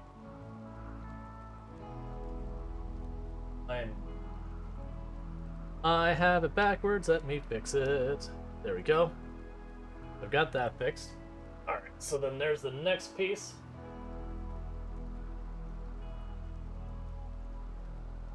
And thank you again for all those bits. So thank you again. So it was Leafy Pew gave us a bunch of bits. We had Twilight Walker gave us some bits. Who else threw bits at us? She will threw bits at us, so thank you so much for all that. I don't know the amounts, so we had like what? She will tossed 200 bits. We have 100, 200, 300, 400, 500 biddies from Leafy Pew. And 100 biddies from Twilight Walker. So thank you so much for all that support. It does mean a whole heck of a lot. I really do appreciate it. Support like that does make this possible and all good stuff. We are at a 62% on a level 1 hype train. This is the second hype train for the stream, if I am not mistaken. Yeah, no, I would guess there's... These are leftover bits because I unlocked the 200k bits to FG. And I gave 12,345 bits already this week. I think she got enough. Yeah, no, I was there when you hit the 200. Congratulations on the badge and everything. But thank you so much. So I owe another Lego, which is... Here's some... Oh, I already staged it. That's what happened. Alright, so there's that. And I need to put a sticker on that. So it's sticker number 7. It's always weird putting stickers on Legos. And the stickers don't count as pieces, which is the reason I'm just doing it.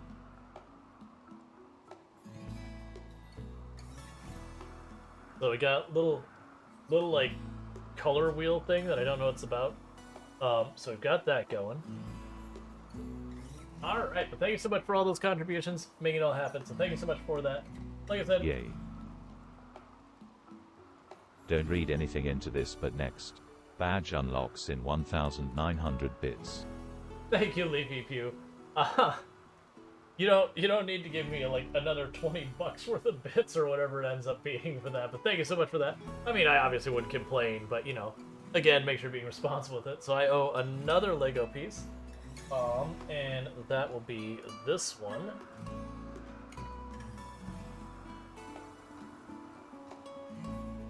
Just make sure you're taking care of yourself financially and all that. I know it can be an easy thing for people to spend a lot more bits than, or spend a lot more money than they can really, not afford. I'm not saying that you can't afford whatever. Just, I obviously like being supported. I want to make sure I can pay my bills and all that, but I also want to make sure the people who do support me can also pay their bills. But thank you so much. I really do appreciate that.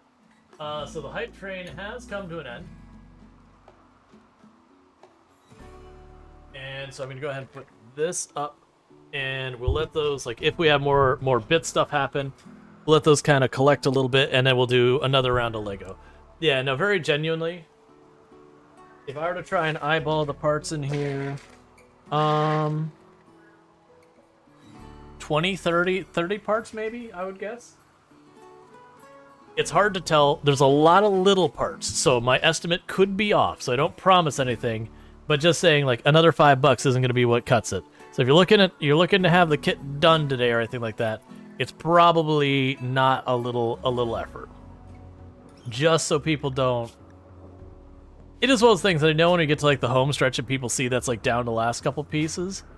I do kind of figure there's going to be people who are just going to try and go for it. I just want to make sure people know it's like, hey, it's a little ways off still. All right, so we can move that stuff out of here.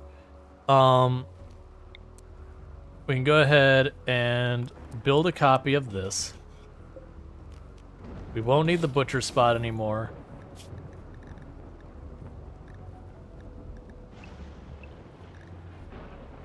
When I built a copy, did it get the bills? It did not. Alright, oh good, it still has the memory of the stuff I want.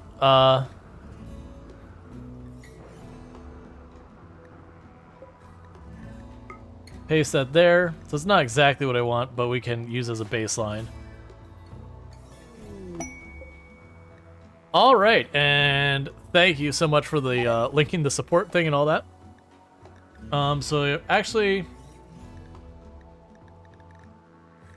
you already have the 80%? Yes, that's fine. So I would love to actually accept this. The issue we have right now with this is I actually would likely die in a heat wave right now. We could see if we can ride it out till about fall to start the heat wave, because that might be doable. And the reason why we would die is because we're doing random research, no research. That passive cooler right there, I don't have it. And I'd push the research button, but it doesn't do anything. So a heat wave is very, very dangerous for us right now. And there's not a whole lot I could do to mitigate that, unfortunately. Why can't I build it in this spot? Oh, right, I got the little production spot in the corner. Right. That's fine. Let's see. You must take a look at the Lego sets you chose on Throne. Yeah, for those, I had people request that there was, so I play Farm Sim a lot, and I had, like, the issue is this Lego kit's gonna get done soon, and I'm not ready to spend to buy another Lego kit right now, because Legos are heckin' expensive. But what ended up happening is I've got Throne, which is the thing that you can gift creators stuff on the platform and all that. But because I play a lot of Farm Sim, that there was a John Deere Harvester Lego set that I got requested to put on there, and I think it was like $35 or whatever it ended up being. But that is something on like the list there. So let's reinstall you in here for right now. Let's go ahead and uninstall the marble table and the second marble table. Does that make that home zoned? I can't remember. It does. So let's cancel the home zoning and all that. We also need to go zones that we set, I believe, is the pollution removal zone to be the zone where we clean, because that is one of the mods I have, is I do have cleaning zones. It just basically lets me say clean here, not there, so that, you know, where you put out your fire and your cleaning are separate zones versus the same zone. So it helps out with that. Well, Lego did get way more expensive. Oh yeah, no, that's So like the John Deere one I think is like 35 bucks. I tried to give like different setups so that way, you know, people could spend as much or as little as they wanted if they chose to do that. So like the John Deere one I think is 35 bucks.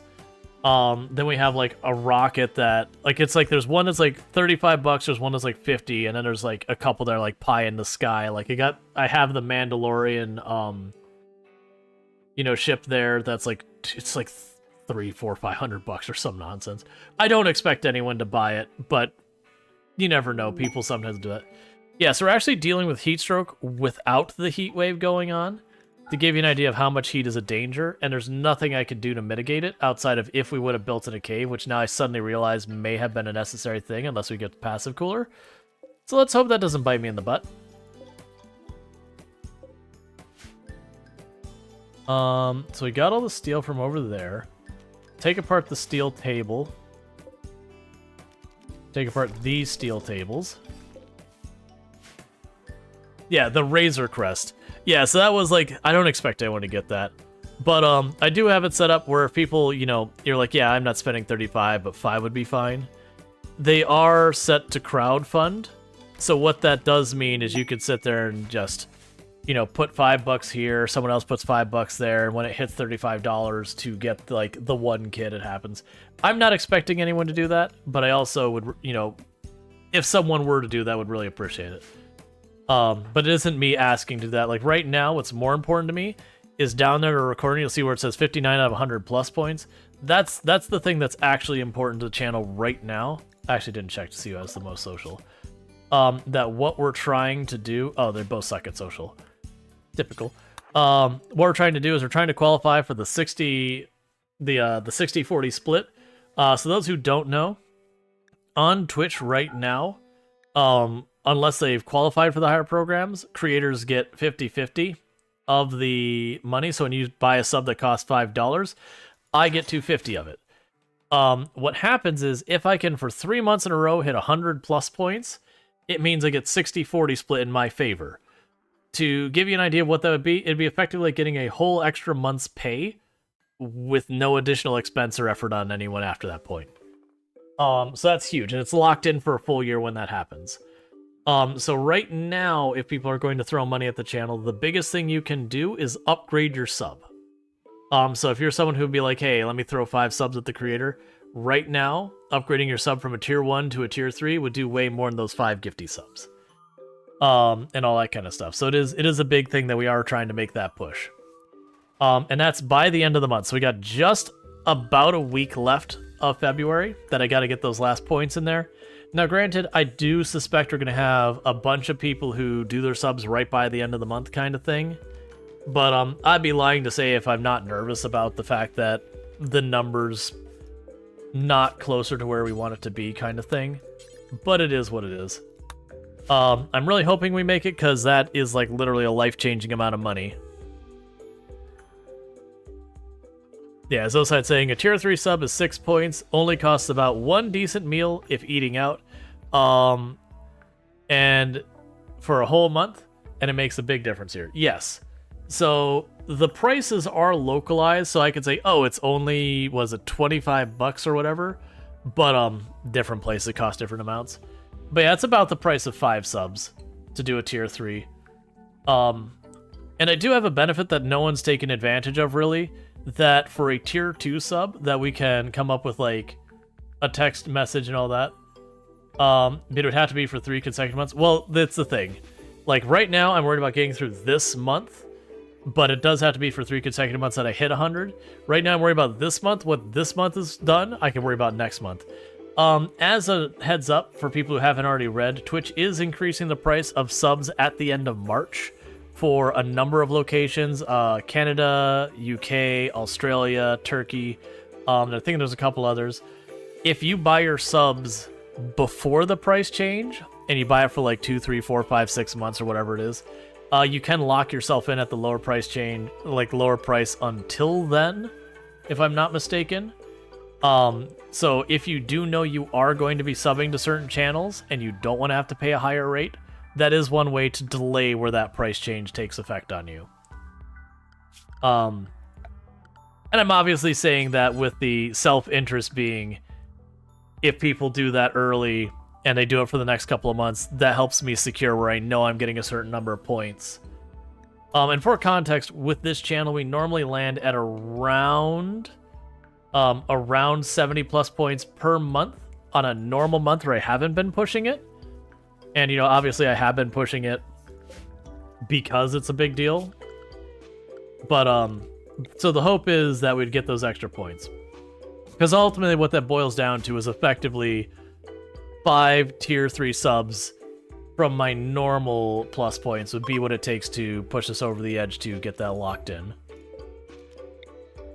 But generally you almost never see me pushing much of anything money-wise on the channel. Hardly at all. It's just a thing I'm bad at. I just don't like doing it. But in this case, kind of just sucking up and doing that because it is that big of a thing for me. Because we do have months where we're riding the fence of being like, oh, have I, like, is this the time that I can't keep doing this because I'm just dropping below the threshold that I can afford to keep full-time streaming? And we haven't gotten to the point where that's actually stuck, but this makes it way less likely we have to worry about that. Alright, so I'm gonna need more wood. No, I don't. I have a bunch of wood. I probably still will need more wood, but not yet. Okay. So let's start working on expanding our crops again. We're gonna make one more field, and this one's gonna be corn. And the reason I'm choosing corn is corn, as far as like labor intensiveness, is the most efficient for effort to nutrients. The downside being is it takes absolutely for freaking ever to grow. Whereas like rice, you get the nutrients the fastest, but it's not like it's very poor efficiency from a labor standpoint. All right, so let's try to spare our traps. So we're gonna run ahead.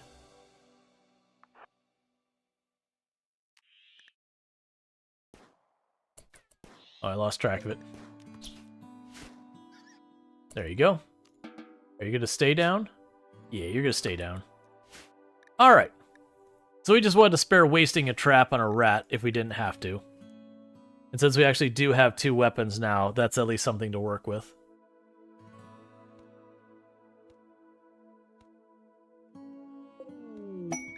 Let's see. We have... Alright. So we need to keep a person in our colony for basically a season, and they won't work. And we could get an orbital power targeter beacon, some like a third of the way to being allied, or jump packs. Okay. Thanks, game. I'm actually gonna take this. The orbital power beacon is honestly very tempting, because that's pretty powerful. But that's gonna give us a bunch of wealth. I mean, we're gonna probably, well, at this point, we'd be sitting on that a long time before it'd be worth using. I think I'm actually gonna go for the goodwill, but I am gonna take it, and we're gonna go ahead and just toss another bed in the barracks. Congratulations, you get to sleep on the floor in the heat. Aren't I just the kindest person? And because they're someone who will never work, that's fine. What is your ideology? Is it a problem? Nah, collectivist is like about as benign as you can get. So I don't think we make smoke leaf.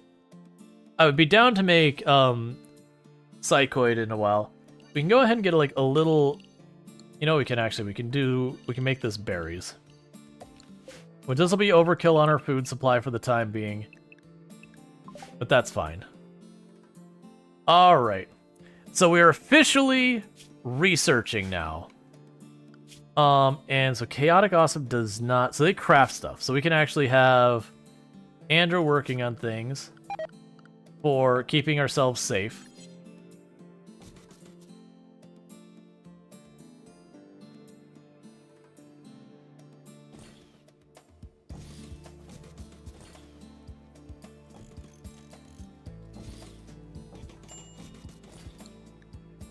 All right.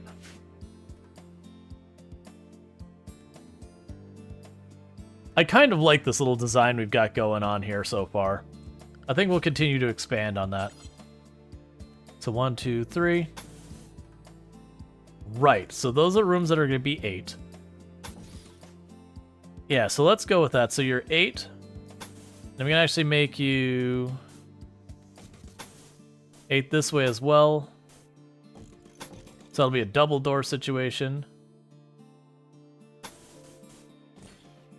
So we're going to make our brains happy with a little bit of symmetry.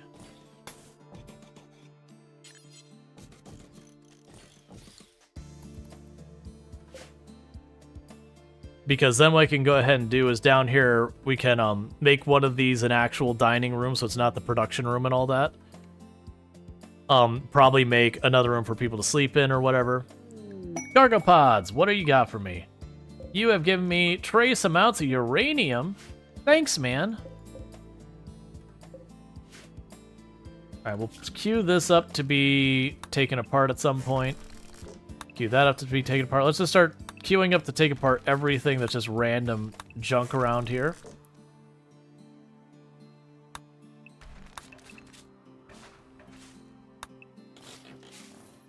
Other than the wreck ship, because we can't use the components yet, so I want to save those components until we can.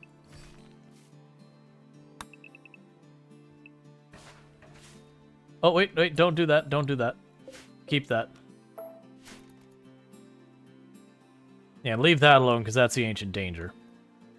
Alright, so that means if we can't build anything else, our constructed people just run around and just start disassembling things. Because none of those rooms are particularly interesting to me.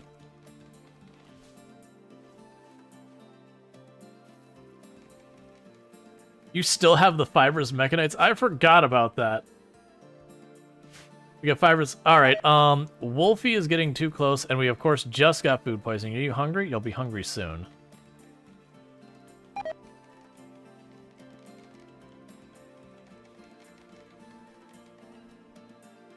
Alright.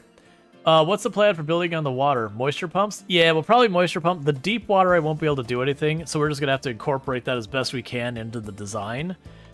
In hindsight, if we were to if we lose this run, what I'll probably do is I'll choose a map that doesn't have these lakes on it. Like, the lakes are fine, we can utilize them, they're not that big, because the shallow water we can put to use, we'll leave the deep water just the way it is, because we don't get a choice. But we talked about maybe making that into, like, some kind of park with, like, paths that go around it with, you know, maybe dryad trees or something to make it a used space. But that'll be fine. Yeah, major food poisoning. Oh, good. Andrew got their food poisoning with their food poisoning. Excellent. Mad wild boar. Alright, so for the moment...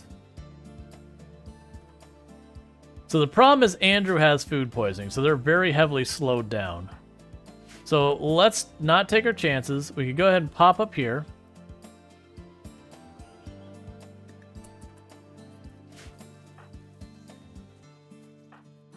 We're going to put our traps to use.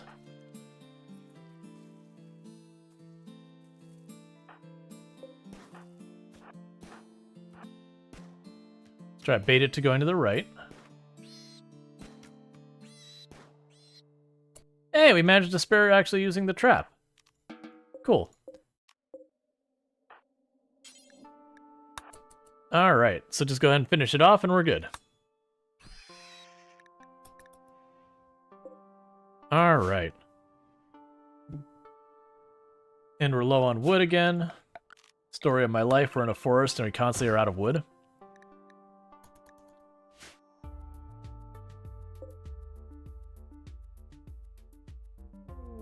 So you're in a daze because you were tired. You know what? I am perfectly fine with that. Especially when you got into a daze because you're tired and you went to bed. Perfect. That is actually fixing the problem. Okay.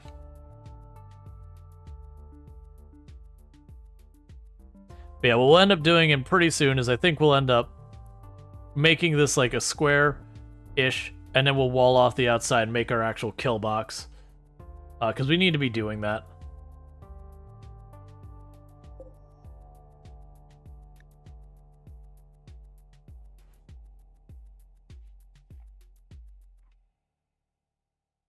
And how are you doing, Hunger Wolf? Alright, Timberwolf is hunting Livy. Hey, Livy, you're gonna defeat this Timberwolf all by yourself.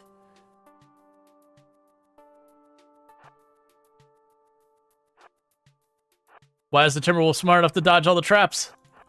That's not how this is supposed to play out.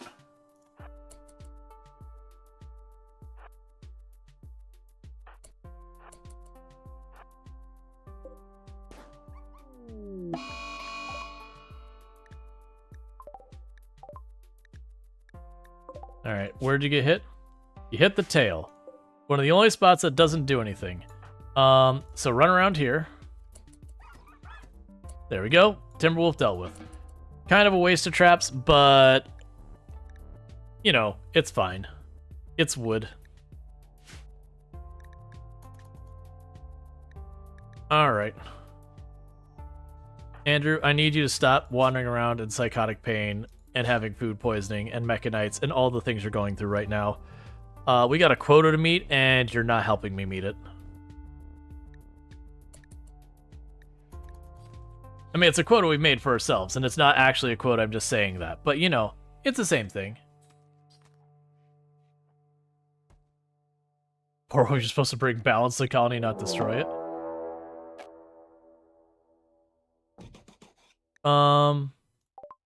The chokers are attacking with knife. Was that an immediate or a delayed? Immediate. So the big negative we have right now is right now Andrew's on a break, so I can't tell them to like go behind the traps. The good news is this. Oh, it's not a big slowdown. You're only missing a toe. I'm gonna let him start closing in. Yeah, we're not doing the heat wave. That'll kill us.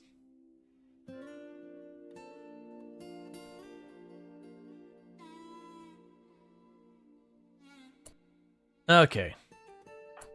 So let this person close in. Go around to this side.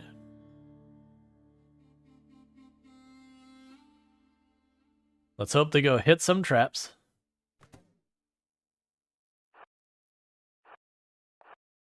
Don't do it. Livy, please don't stand on top of the trap. You're making me scared.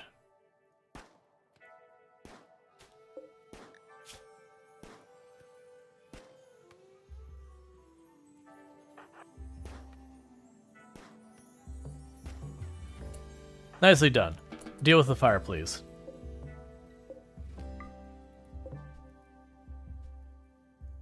Alright. And then we got some free meals out of that, and we haven't set a spot to dispose of the bodies yet. Because usually what I do in the early game especially is I just go dumping stockpile, right here will be perfect. Storage, clear, critical. And then we go to corpses, human corpses, and are good, and remove from home zone, because I don't want them to put out fires. And so I get that corpse out of here. Andrew, buddy, I really need you to stop having a mood break so we could deal with the animals and all that. Or did they? Oh, wait. That's right. You took over cooking. Never mind, Chaotic's already got it.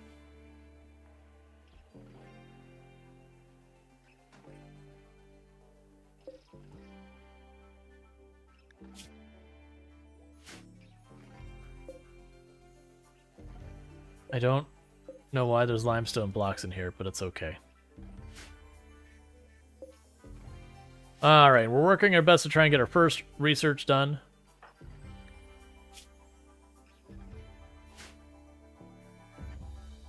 Okay. Despite my better judgment, I am just going to line up the next stuff. I shouldn't do this.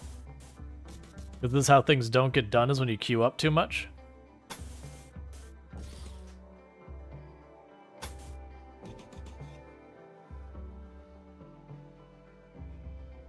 Yeah, so this would be the outer edge, so it's 1.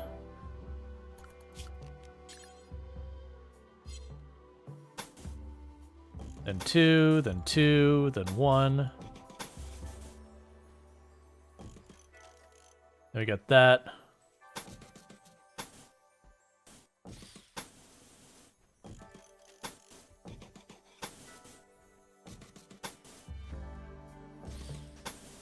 Yeah, so we would be able to do this. This is an incredible waste of resources and not a priority at all. And I'm doing it anyways. Alright, so that's the 7.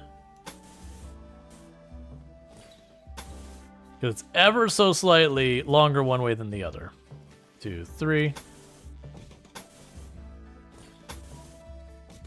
Are you really only 6 wide? No, you're 7 wide. Oh, that's right. Okay, good. So that'll be the inner circle, whatever you want to say, of this place.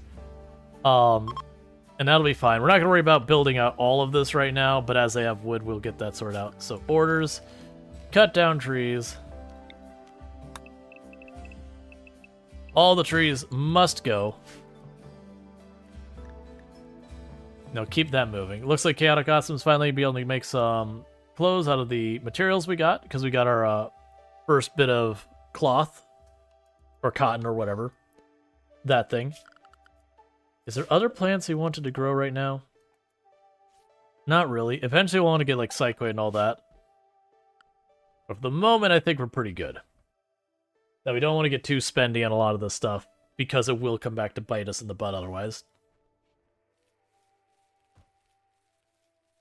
Mostly because our construction person is our growing person, so heavy limitations there. So maybe small bedrooms, big bedrooms. Like one of these will be like the dining room, recreation room. We'll have the production room, we'll have a storage room, and I don't know what the heck the last one will be.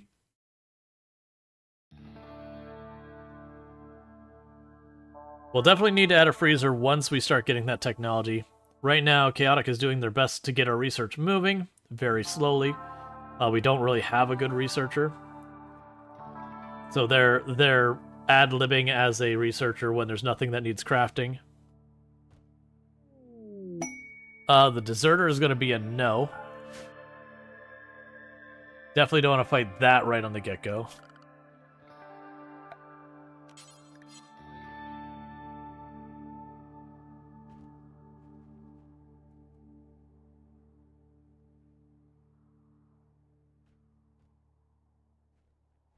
So I could do... We had one kill box I did where we had deep water and we forced the enemy to walk the whole way around the deep water, where I could shoot at them the whole time behind cover. I could theoretically do that here. Put my like firing lane over here kind of thing, and then just put a narrow path that forces them to like go around the edge of the water. That could be what we could do as a short-term kill box.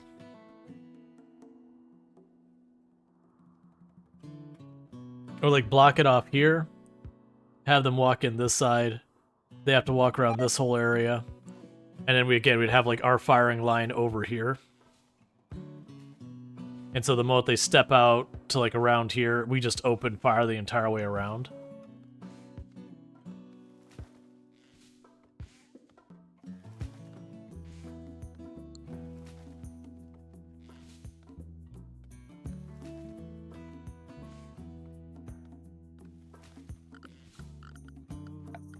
Meanwhile, let's go here.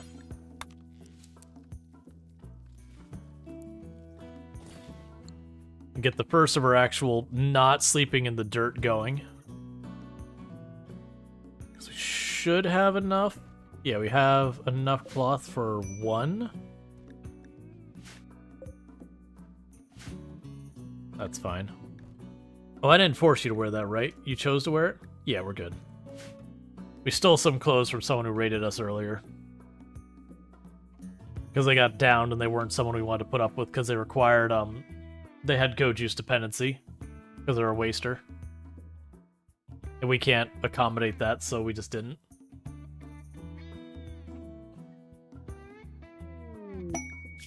Attack of Fortune. So we'd be attacked by 2 drifters. And we get a pile of silver and an Archite capsule, which we wouldn't be able to use to the very end game technology. Or some goodwill with the Empire. So we get 2 drifters. I think we can actually have that. They are Yetkin, which means they run fast, which is not my favorite. But I think we are going to take it because there's a chance we could score ourselves some better weapons. We got a bunch of traps we could potentially bait them in. The downside of being Yetkin is they are faster than we are. Other than actually Andrew with the Mechanites or the Fibrous Mechanites is probably faster for the moment. But, so they are a danger and all that. But we could potentially get them to attack, get them tripped up. Maybe we get ourselves a new pawn. Maybe we get ourselves new weapons. At minimum, we get ourselves some standing with the Fallen Empire and all that, which is not bad.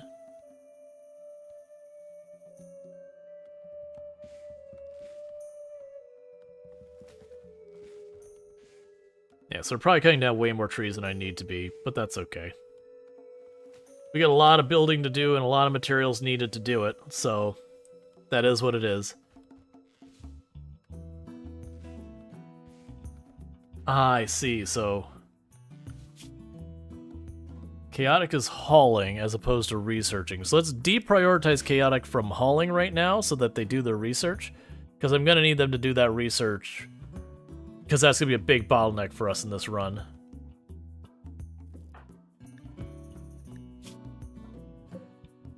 Okay.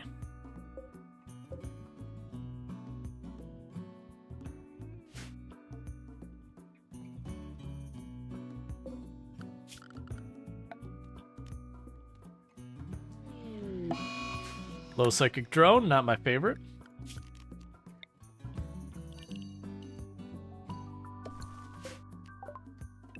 Make that cotton as well. We'll end up getting rid of that one eventually.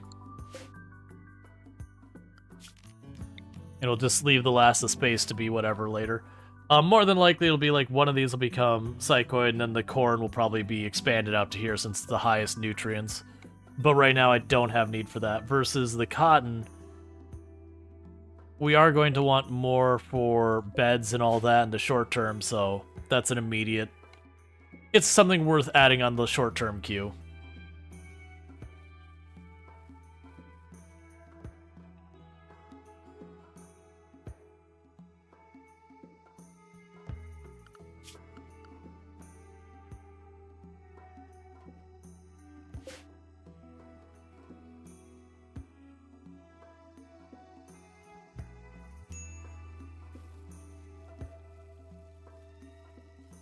And then we'll probably go and actually take the time to make the fancy, like, totemic floors or whatever. That'll be fun. It'll make it more expensive than necessarily what we should do, but, you know, who really cares about what we should do? So we're helping this person, that's fine. We're doing the attack for fortune. We don't have any other things queued up, that's fine. So we'll have those raids of 2 people popping in. They are a group that can potentially have guns, which is part of the reason I chose it, is I should be able to bait them into traps at least a little bit. And if we're lucky and I could score like a revolver or an auto pistol or something from Andrew, that would be a plus. Looks like the other Timberwolves and all that just ditch the tile, which I am down for. You should be just about trees to cut down.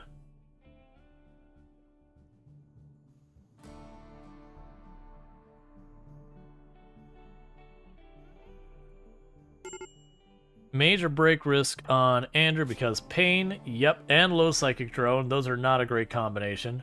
And sick, which is also... This is all because of the Mechanites. And those ones, literally all it is a waiting game. That after a certain period of time, they will go away.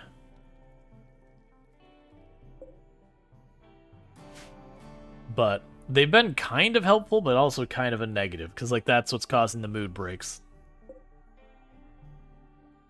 But they also work faster, move faster, so...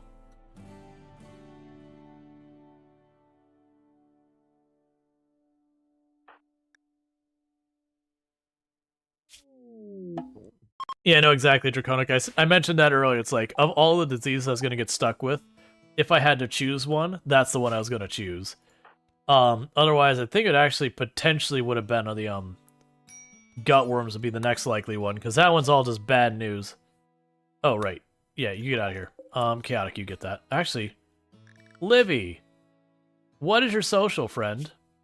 You don't have any. Never mind. Go away. I forgot. As a guest that doesn't do anything, they don't get any.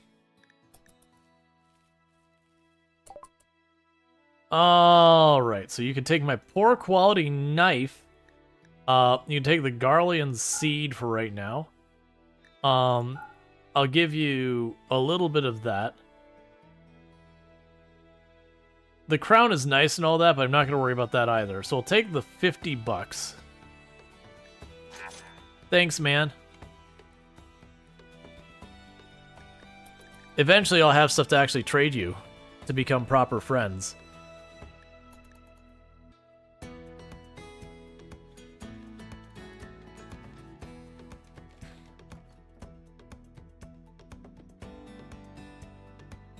Okay.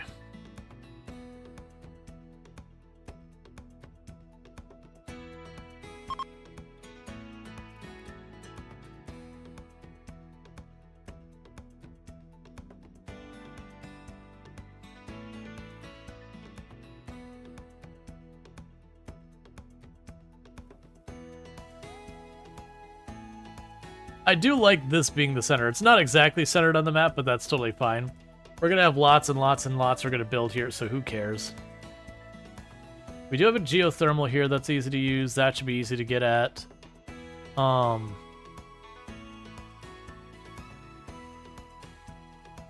That shouldn't be too bad to get at way later.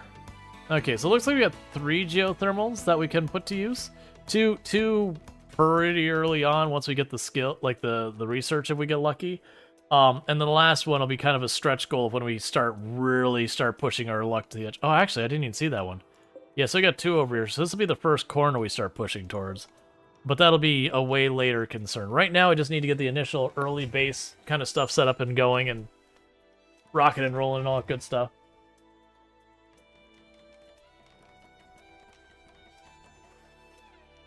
All right.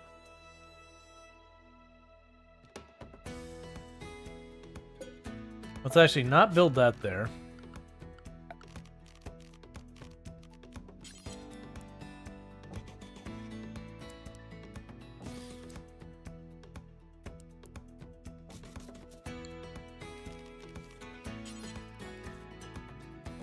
There, we got rooms that'll be our bedrooms in the midterm, the short to midterm.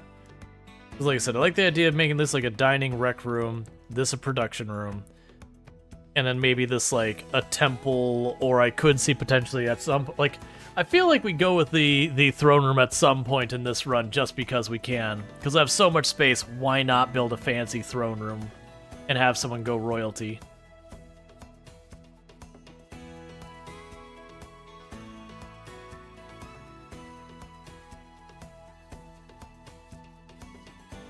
I actually haven't checked. It's been a long time since I've done the royalty ending. I don't even remember if the person who is royalty has to leave. I think they do have to be one of the ones to leave on the shuttle. Because I could see it being a thing that over time, if we get stuck with some not-so-great pawns, do like the royalty ending and then just ship off the not-so-great pawns so they get to leave safely and just keep doing the colony.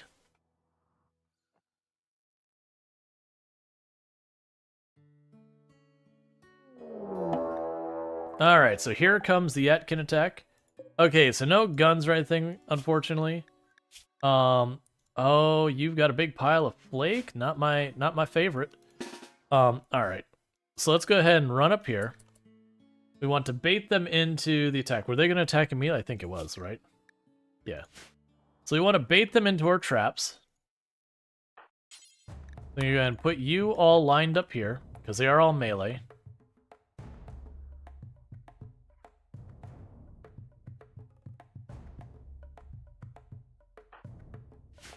I should change mine this side, because then I can go around the building a little bit easier. We might also get lucky, and one might go up this way, and the other try and go the other way, and they just kick off the traps. I don't even have to think about it.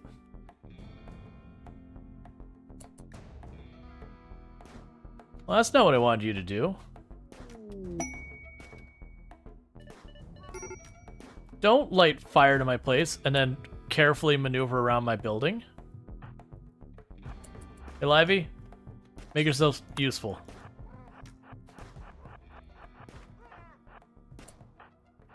I thought I was going to switch targets.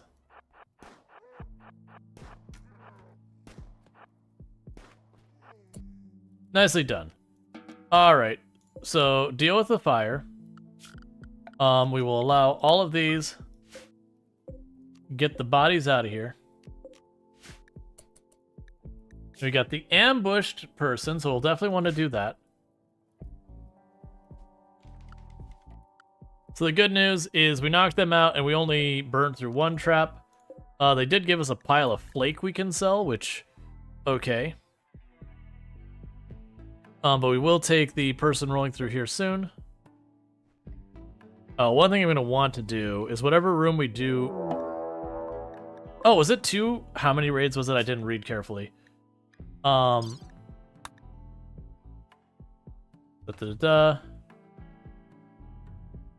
so it's just 2 groups. 2 groups, that's fine. I got a little concerned there that we were going to have a problem.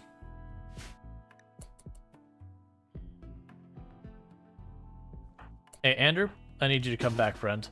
So this time, run over here real quick.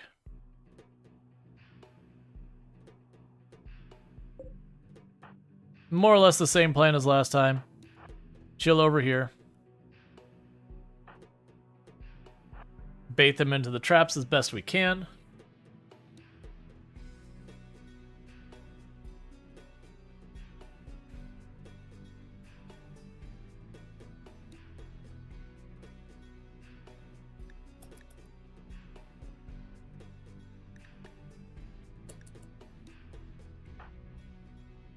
I see you going around. Are you going to actually hit the traps, or are we going to be in trouble?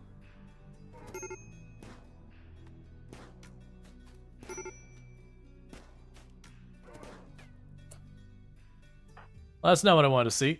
A little slow on the dodge there.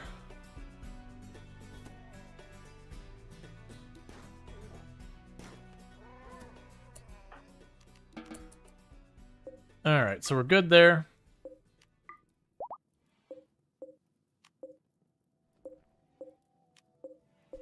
Get the bodies out of here, and we got 19 reputation and not a whole lot of else of value, but that's fine. And you are still in intense pain.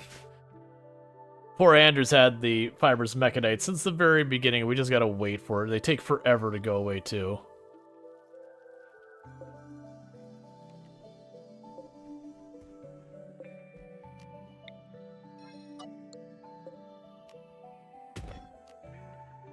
Alright, we want to haul that so they don't step around the trap because, you know, it slows them down.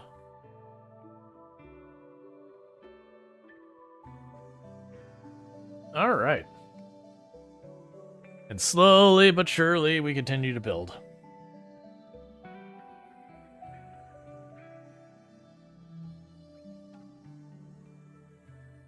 And for the record, the size I'm making this is not reasonable for the 2 colonists we have. I'm just really counting on getting more. If we don't, that'd be a bad thing. That's just what it'd be. Hey, Vitas, how's it going? But, like, I'm really hoping we can get, like, 5, 6, 7, 8. Like, this area here, that's enough to support, like, 8 colonists. We just expand our food, and it would be good. But, for the time being, we're just putting up with it.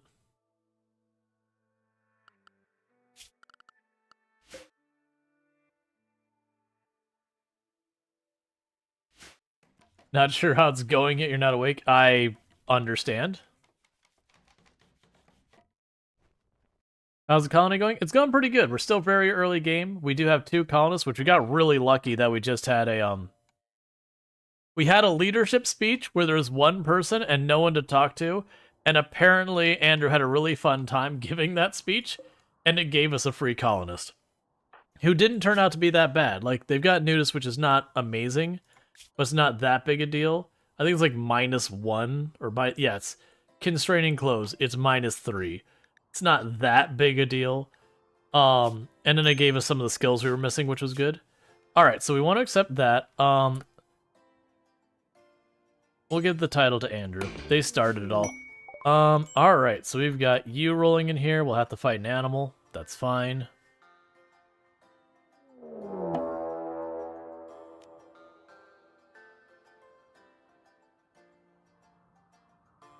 So, man-hunting monkey.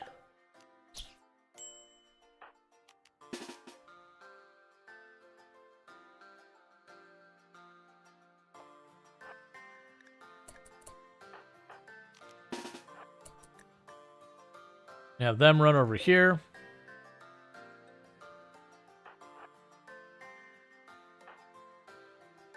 See if we can't spare one of our traps. Iron check. Ah, they're both female, never mind.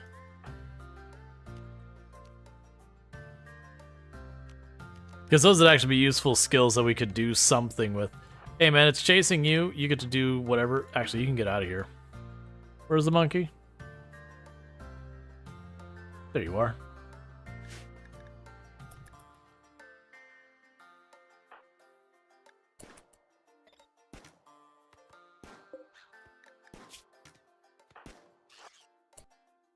Well done.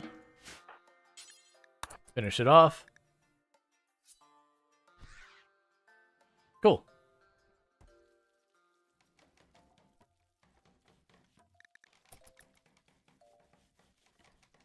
And then the shuttle should arrive in just a moment to take this guy out of here.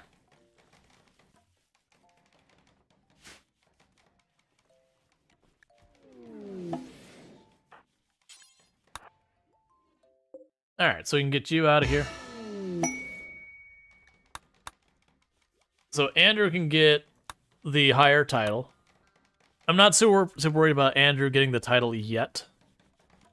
But we'll get them the title eventually.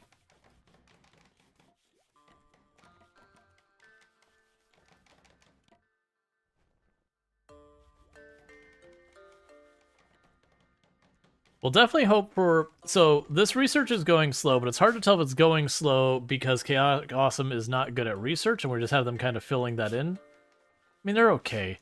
So there is a chance... If we look at a research, there's a chance it is going with smithing. I'd say it's being smithing, drug production, complex clothing, carpet making, or tree sewing. Because it is... Or electricity. It's probably electricity, actually. With how long it's taking her to do that, there's a very good chance it's electricity, which would be kind of nice, but also really terrible.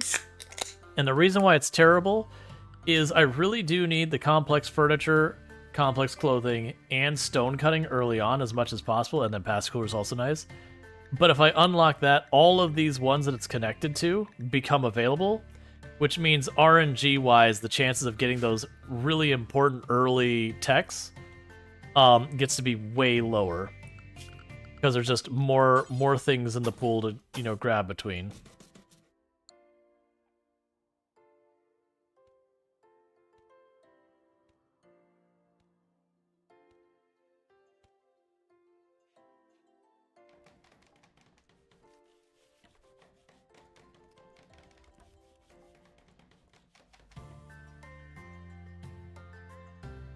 All right.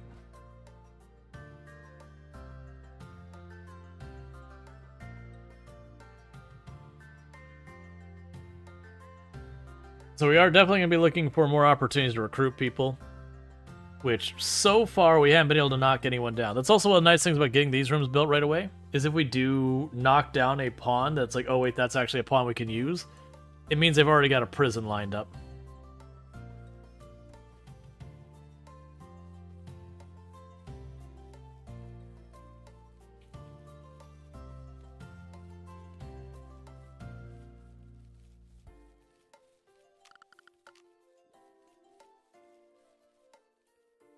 All right. And even though we don't have anyone as a moral guide or anything, we're still knocking Livy down to our ideology just by the fact that we're prolicizer.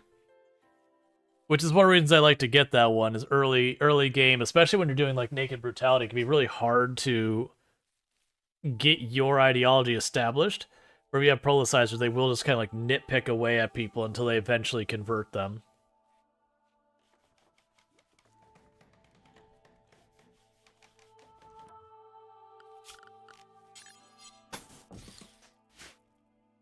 All right. And then honestly, after this, I probably should already be making a defensive perimeter. I've been putting it off, but eh. So I think we might do is we'll plan it out while we wait. Okay, 1, 2, 3, 4. So we can go up that far.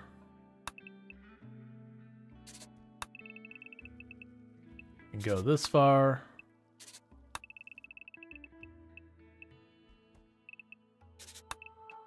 Go this far. Alright, so that would be to enclose the space. You kind of fell asleep. Had a Rual stream themed dream. That sounds like it could be potentially cursed. Yeah, so we're thinking like we can close this space, but then we need to make our actual kill box style. Alright, Manhunter pack. 2 hairs. Alright, we can live with that.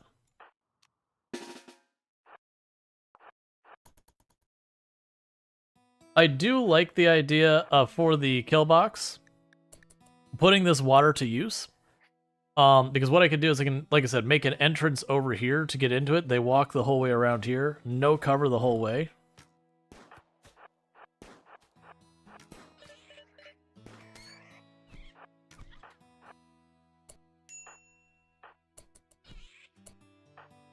Nicely done. Finish you off.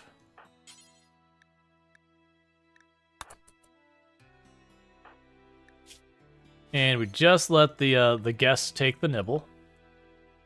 Yeah, so what we could do with this is we could go...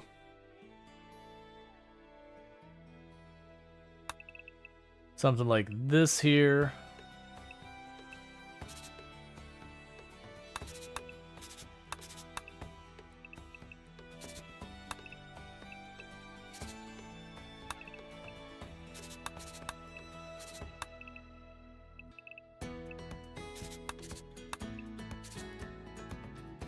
Not super worried about keeping it as narrow as possible, because the idea of what's supposed to be doing the work here is the fact that they're wading through water.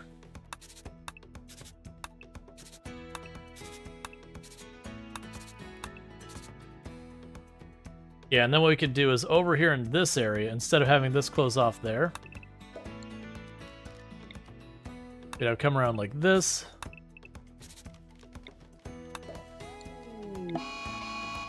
Alright, one moment. And we could have our firing lines back here. Mad Alpaca.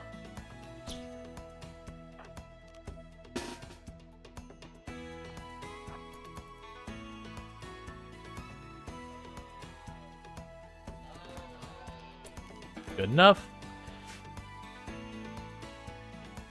Alright, because then we can have them walk in here. They'll walk around this way. And let's not do that. Let's not get all creative with our kill box. Let's just do tried and true designs.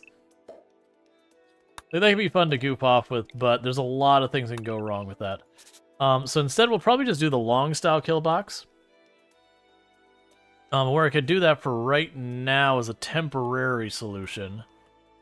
We can go like this side, the actual kill box side.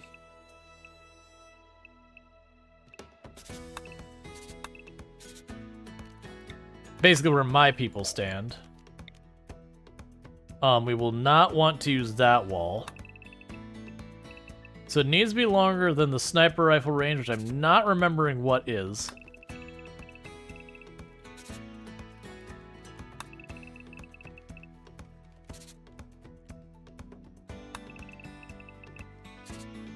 So for right now, we'll plan to use those two.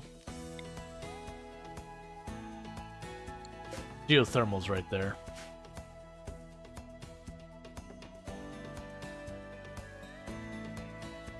We're gonna leave a spot here. We can go ahead and actually shift them all over by one. There's a reason I want to shift them over by one. See the gap too wide there.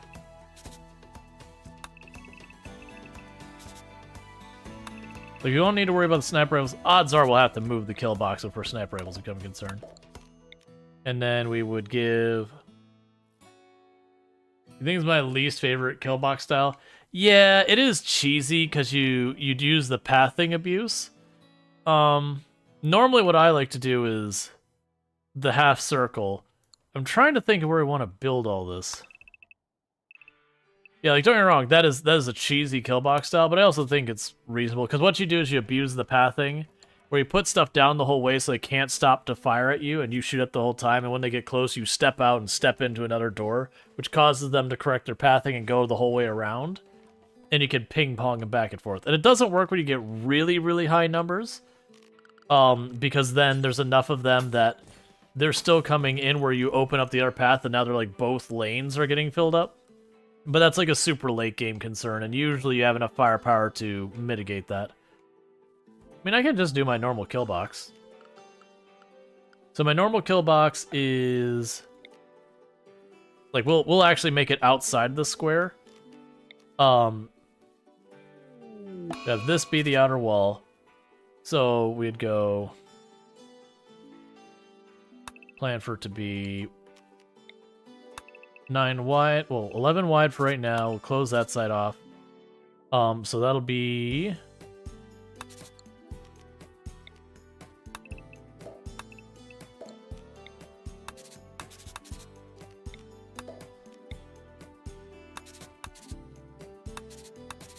I did not design that correct, that's fine. It always takes me a moment to remember how to do the setup. Alright, so we'll go here. That'll be a start point.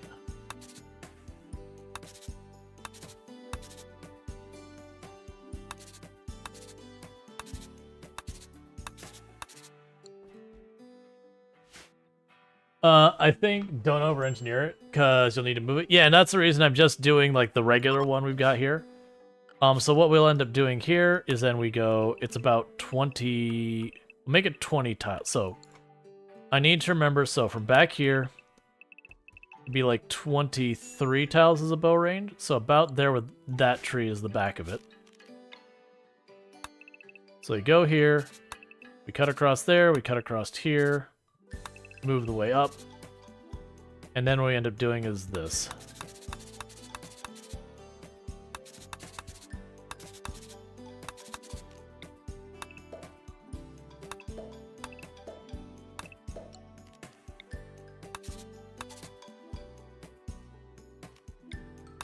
And let's actually make it go towards us.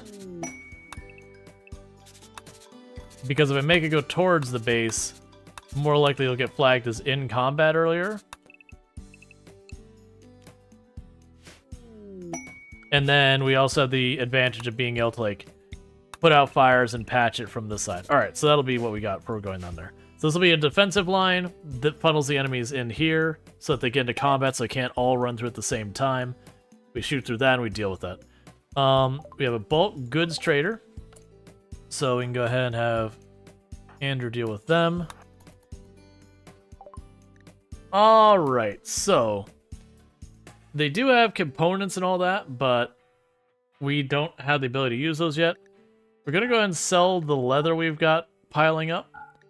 I will sell smoke leaf and the flake. We'll sell our worn out clothes. Not seeing... We could buy the chessboard. I believe that hits the same thing, though, recreation-wise, as our little piece we've got going on. I don't really need the food. The chickens and the donkeys will be nice later. I think right now we just take the cash. And Royal Ascent we'll just keep there in case you want to do it.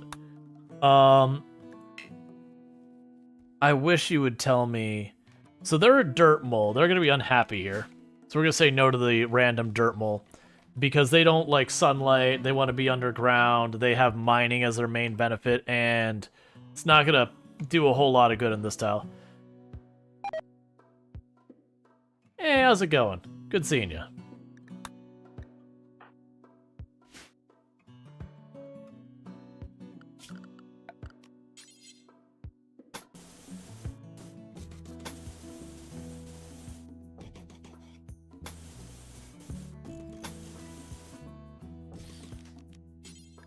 Alright, so put a door over there.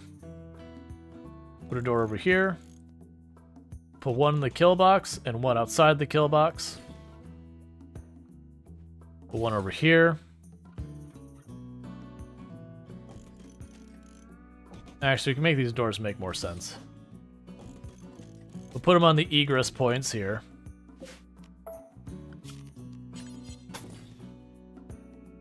That corner does make sense for it to be in a different position.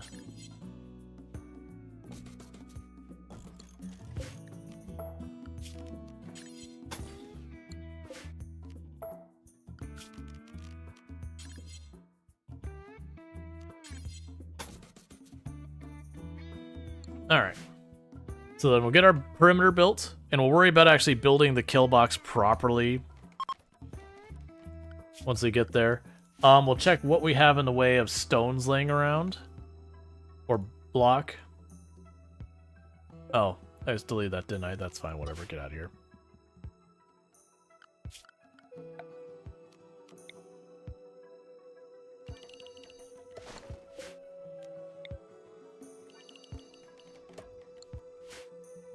Yeah, because we can fill that in. They won't path around the outside for right now. But we would like the raw materials. The stone blocks can go there. Uranium, steel, plasteel, jade, gold, silver, wood. That's all fine. Hey, Lanix, how's it going?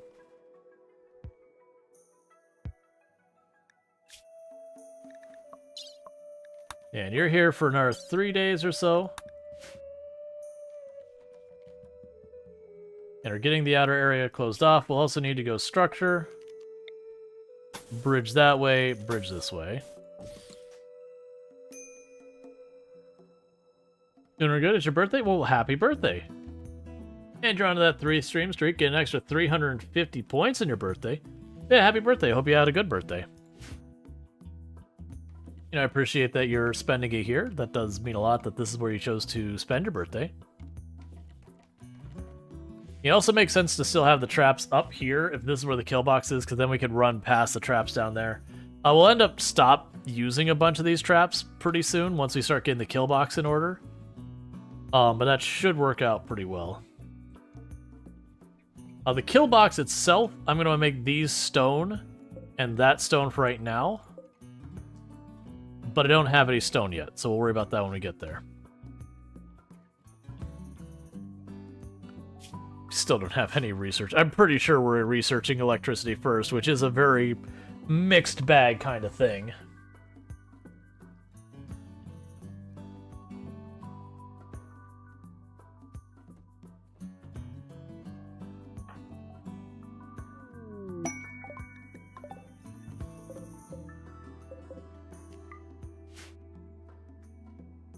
Now we gotta chip some rhinoceros leather. Always a nice thing to have.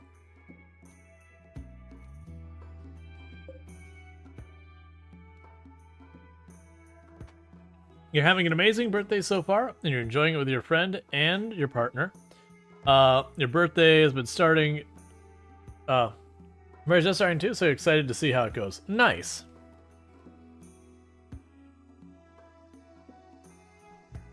I always found, like, the small birthday parties to be my favorite.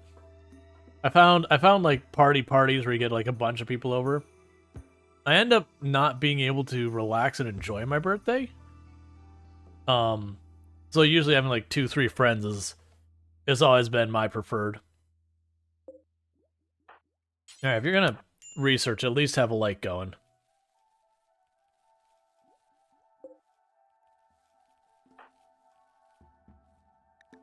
Man, fibrous mechanites, let go!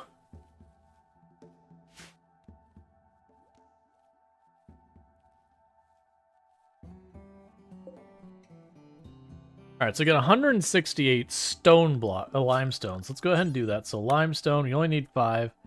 So boom, boom, boom. On our end, we can go ahead and set that up. We'll also need to do this.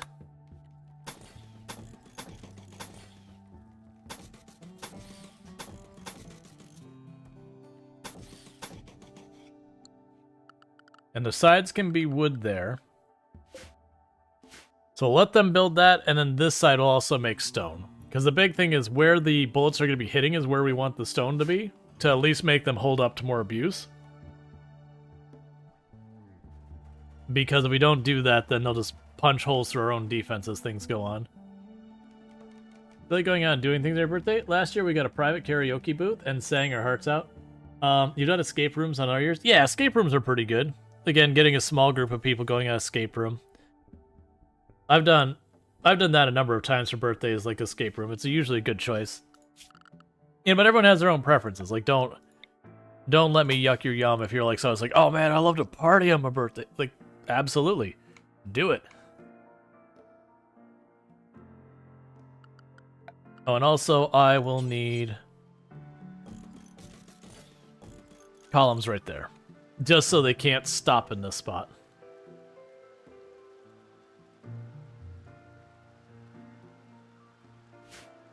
But first, it doesn't matter. Like, the kill box is irrelevant until the perimeter is locked off.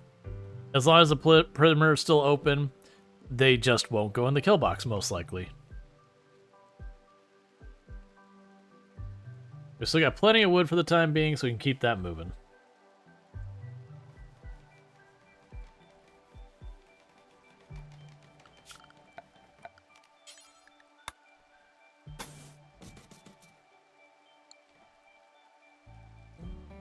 Alright. A bunch of ambrosia there we can harvest.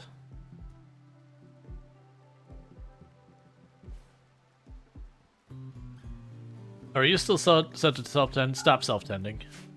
Let Chaotic get some medical on. You know, get their medical sorted out.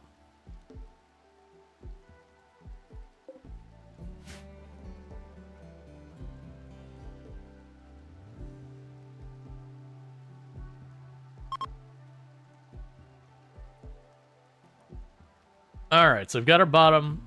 So the south and the west perimeter are done. You know, work on getting the other perimeters sorted out. Obviously, we'll want this to be stone later. One of the things I have found is every time I've made giant bases, I haven't done like the full tile challenge before, but anytime I've made a giant base, usually I'll have a section like this and I'll keep it self-enclosed out of stone. That way, if, you know, you're fighting, your kill box gets overrun, you can kind of fall back and you actually have like a full separate secure position. Now, a lot of times when you do that, you end up losing people who got downed during the initial kill box engagement. But sometimes with some clever setups of like traps and everything, you can manage to work around that. Why does it not feel like it's the right length? Did I set it to the wrong tree? Nah, it's fine.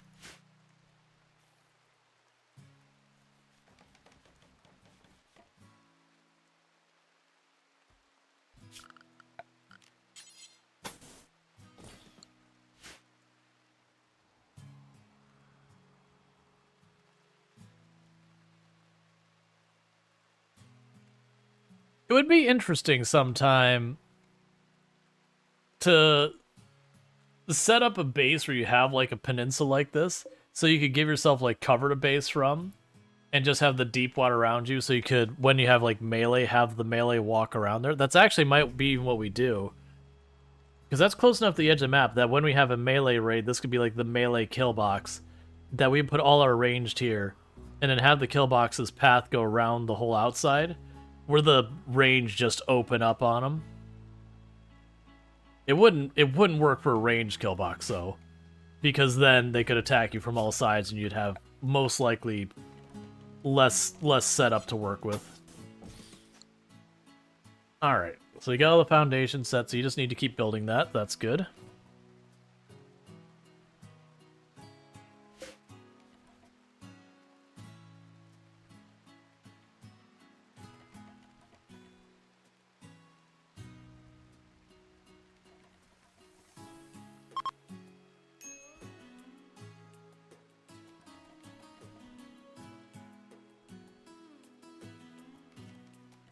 Yeah, and eventually we'll probably just stop. We won't even worry about rearm. Actually, we'll go ahead and say don't rearm those traps.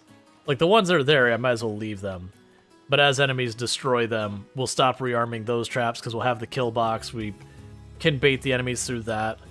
It's not a bad idea to have traps inside of your base for like breacher raids and all that. But I found a lot of times when you have a breacher raid, they'll also usually be, you know, smarter than the normal ones where they'll avoid your traps and all that a lot of times.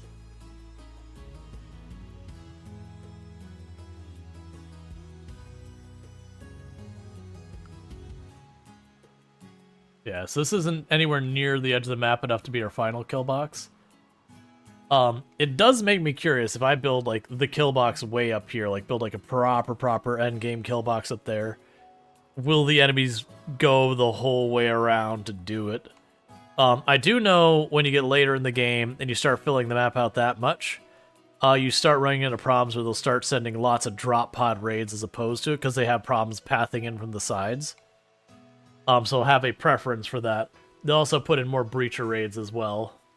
But I know there's things you can do to manipulate the odds for that. I don't know them off the top of my head.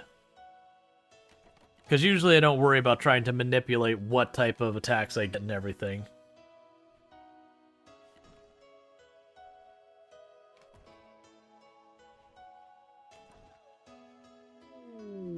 Royal Tribute Collector. Don't care, I don't have anything to give you, so you're wasting your time.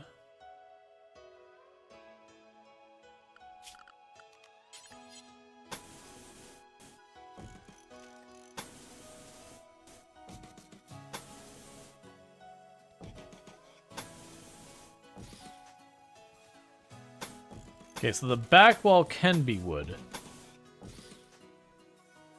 But this wall here I want to be stone. Hey, let me get out of here. You have so many rooms, why not move the sleep spots? So I actually have beds being designed to be made here. That we are going to do that as soon as this gets going. Because this is about to be harvested, we'll make actual beds. And that should work out fine for us. I've been just lazy about it. Because right now all these rooms are equal, and the only negative being the barracks really is that they occasionally disturb each other's sleep. I will want to have this be a roofed area so that the... Actually, no I don't.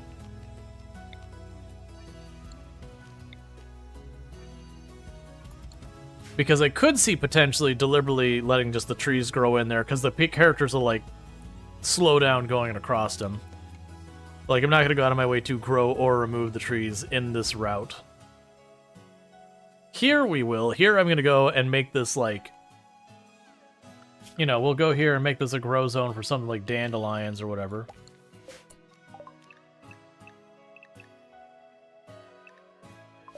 Because they're low effort, and it means you can't have other stuff grow in there. And they're also flammable, so you know, if fires do happen to kick off inside the kill box...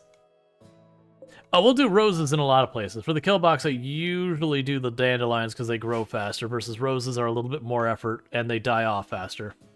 Well, we could do roses like when we make a park or... Oh, hey, my bad. We could do roses when we go to make a park or whatever. I can put, like, spots of roses along the way to make it look pretty. Like, I'd also see doing, like, you know, stone path here and put roses along the edges or whatever as we get more and more people, which is entirely wasteful on effort, but we're going to have a really big colony, so once we start getting more people where we have just extra labor ready to rock and roll, why not plant some roses?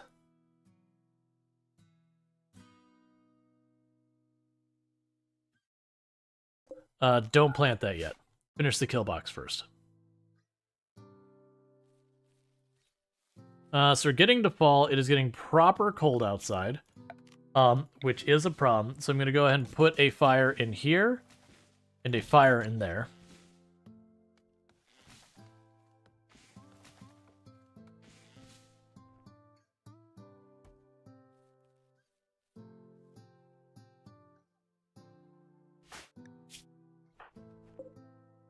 Luckily, neither of them are anywhere near being in danger of hypothermia so far.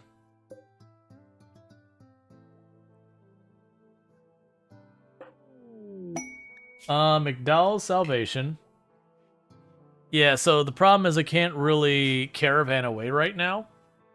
Especially with how cold it is, hypothermia is a real risk.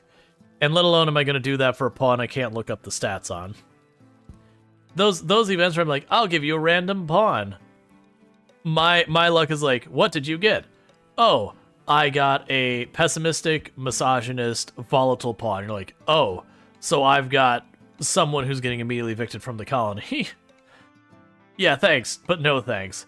Or you'll get them there and they'll be like, oh, they're missing an arm. Oh, and they've got like 3 scars and they're addicted to luciferum. I mean, not luciferum usually, but it'll be like they're addicted to, you know, something. You're just like, oh my god, please. Or, you know, yeah, bad back and fragile or whatever. They just get like really bad luck on the pawns they give you. They're like, why?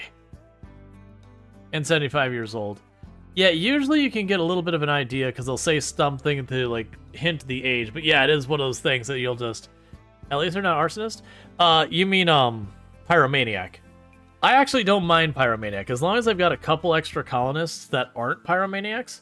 I know pyromaniac is one of those ones that like people are terrified of. But even when my base is almost entirely out of wood, usually fire is not that big of a problem. The only time it's bad is like if everything is already going sideways and you have a pyromaniac, that's when things go bad. But to me, that's not the problem of the pyromaniac. That's what was the thing that caused the escalation that then made the pyromaniac the problem.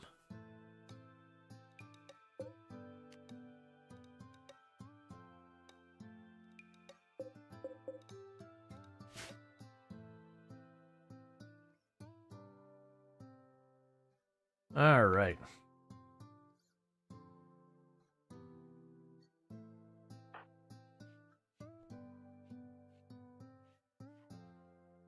I'm also finding it amusing. I have really bad luck where my people just won't eat at tables half the time. And now that I've got like our food, you know, 2 buildings away, they're being perfect about it, which is annoying because normally what I'll do is I'll have the freezer here and then like the rec room / dining room. And they'll run to the freezer, they'll eat in the freezer, and then they'll go about their business. I'm like, but why? Need more tables? Yeah, and that's one of the workarounds. You just put tables everywhere, which is not an unreasonable workaround.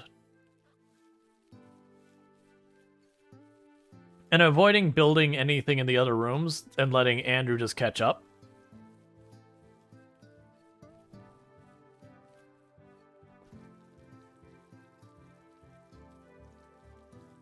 Because it's one of the things I'm queuing up too much and I already know it. So I want them to finish the kill box. That's the next priority.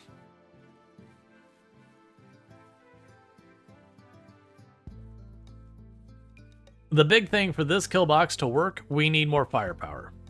Because the idea with this kill box is the advantage is I can get somewhere in the area. Let's see, we have what? 1, 2, 3, sorry. 1, 2, 3, 4, 5, 6.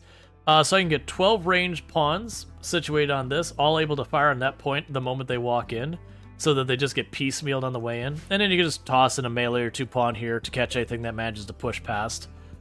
I really like this style of kill box. But, and it is one of those ones that they don't fire at the exact same second, which is part of the benefit of it. So they step here, the first one start firing, and then the next one. So it works out really well where they stagger their shots so you can hit multiple targets, but still focus fire more and more whatever takes the point. I've been very happy with it.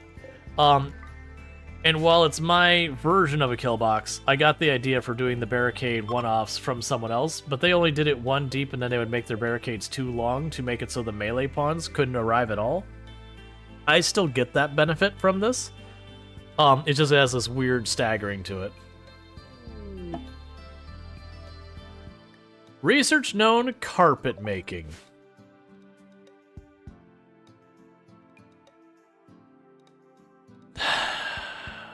That's not what I wanted. That's not what I wanted. I'll actually put carpet in this colony later on, but I don't have enough cotton to do that right now. So of these earlier ones, this is good, that is good, that is good. These are the big ones I want. Tree sowing is nice, passive cooler is nice, devil's strand is nice. Smithing is one I want later. Electricity is later. Even drug production is later. Carpet making is kind of just not something I'm gonna do much of now. We could definitely do carpet, because that's how you used to make your place look nice, is with the carpet in the game. Before we had dyes and all that, is you'd use carpet to give your base a little bit of color. So you do the whole thing where you'd have like, you know, you'd 3 wide, you do like white carpet down the edges, and then like some other color down the middle to like give it a little accent or whatever. But nowadays you can just dye. Can they dye carpet? Yeah. Yeah, fancy flammable carpets are great. I actually, like I said, I don't really mind having flammable stuff. In my time playing RimWorld, it's like, don't get me wrong, back in the day I couldn't tell you how many colonies to fire. But these days, fire is rarely the thing that gets me. You know, usually my colonists are already at the point of dying, and then the fire gets out of control, but it's like the colony's already dead before then.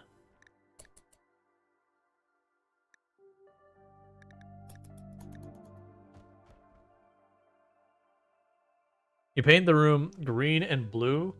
Pawns make it red. Alright, so you're attacking immediately. One person with knife. I wonder if I could abuse this real fast. As they start running by. They probably won't. If they go left, I won't even get any shots. If they go right, we will. Oh, I actually get some shots. This could be a fun way to cause some trouble.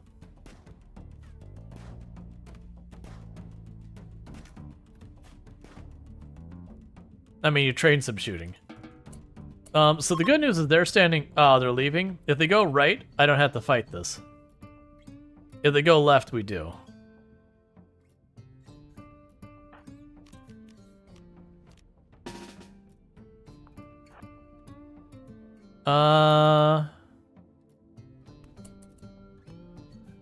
Yep, not my problem. Good job, team. Yeah, so those will be tainted. It's fine. Yeah, oh no. Chaotic's shooting is terrible. Andrew's shooting is only a hair better. That's the reasons why I was debating doing the really long kill box. The really long kill box, you can get away with really awful shooting because you can just keep ping-ponging them back and forth, taking advantage of the pathing. Versus this one, once they get across the kill box, you're in it. Alright, major break risk on you because you're still in pain. Oh no, actually, you're not. Really? Oh, awful barracks. Constraining clothes. Slept. Ate without table. As always.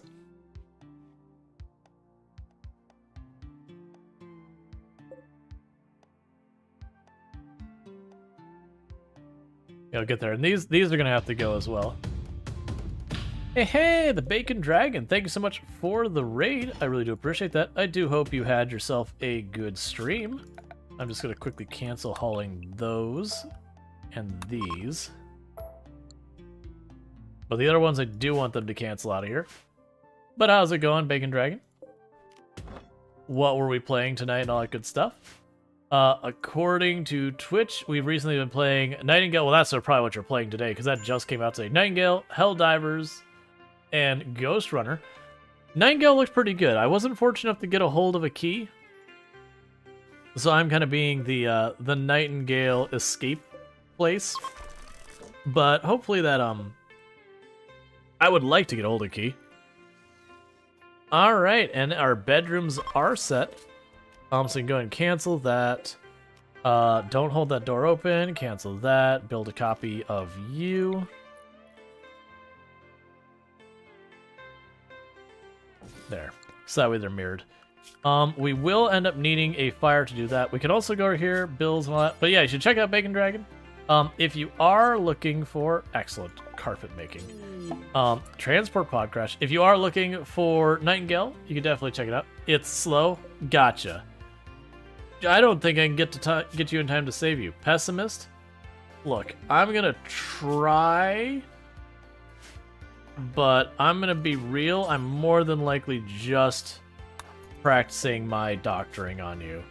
Because you got properly rocked by that drop pod crash. But you're hoping it opens up? Yeah.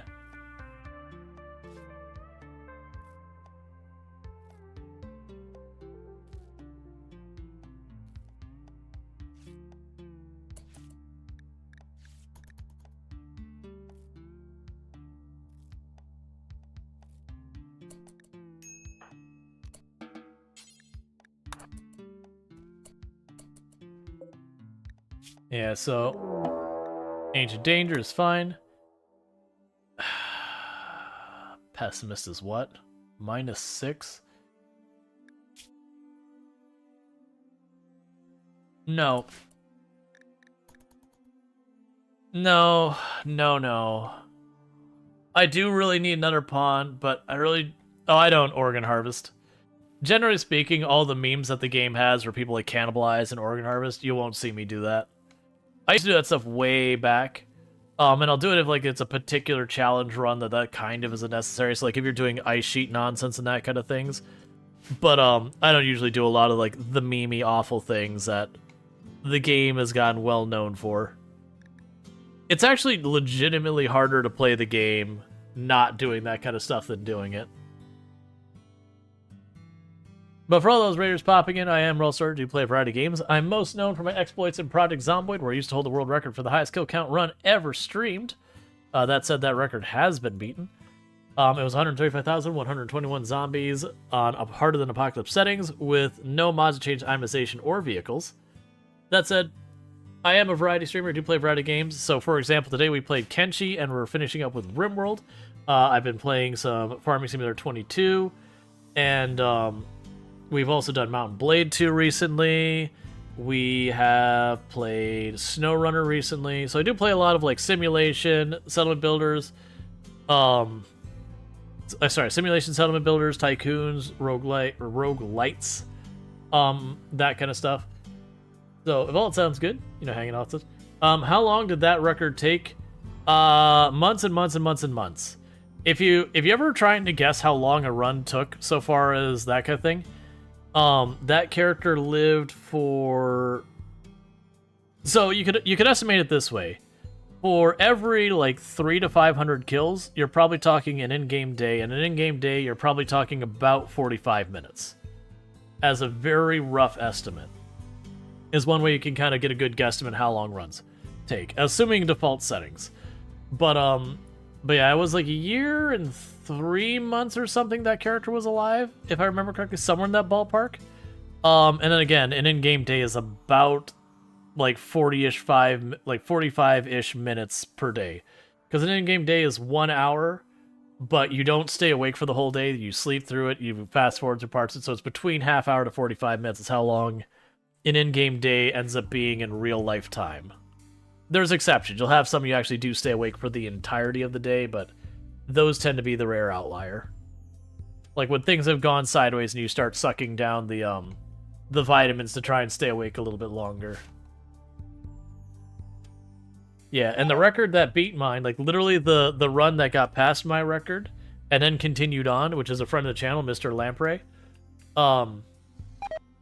He got to, it was 934,998. And he's been playing that specific run for, I think it's been like a year and a half. Just one singular run of Project Zomboid. He was trying to go for 1 million, and then he was going to kill his character and be done with it. So it's a bummer he didn't quite get there. But when you do those runs, you don't see the person go, "Oh man, it's such a bummer. I'm so sad the character died." You're like, "I'm free! I'm free! I'm finally free! I can play the fun part of the game again." Did anyone else watch the big YouTubers who poked his nose into Project Zomboid for the first time?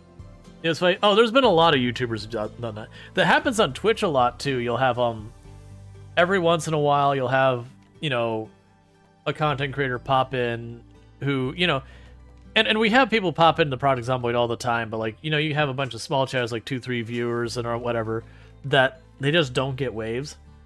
But every once in a while you have some like big name pop into the Project Zomboid category for the first time. That's like that's actually for a friend of the channel, you have Ultrasaurus.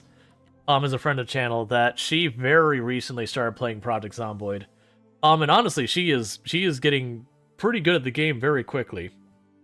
She's still taking a lot of deaths, but that's Project Zomboid. Is it okay to mention the name to be more clear? Yeah, no, that's fine. Thank you for asking. I appreciate that. I'd rather people ask. You never played it yet? Oh yeah, no, Project Zomboid is a very fun game, but it is one of those games that the very first thing you need to accept is you're going to spend a lot of time dying while you learn the game. Alright, so you're going to send a pack of 2 manhunting red foxes for Masterwork Harp. Yes, the answer is yes. that is a very tiny attack. And I know I only have 2 people, which is really not a whole lot to work with. But to get another form of recreation and a masterwork level at that, the answer is yes. That is what the answer is. Now, if we're lucky, I'll be able to plug off those 2 spots in the wall, so that we at least know they're going to come this way through the kill box. The kill box is nowhere near ready to be done or whatever. They're not super worried about it. But yeah. Sometimes you get lucky when you have those manhunting packs with a little one. Markiplier played a couple days ago? Oh, I didn't know that. I would be curious to look at that. But yeah, no, that's, you have a lot, like, that's usually what happens. You'll have some big name that you've heard of a number of times before will pop in, they'll get into it, and a lot of them don't end up sticking around long term. They'll play it for a couple of weeks or less. But every once in a while you'll have someone who, like, they get the bug that they stick around.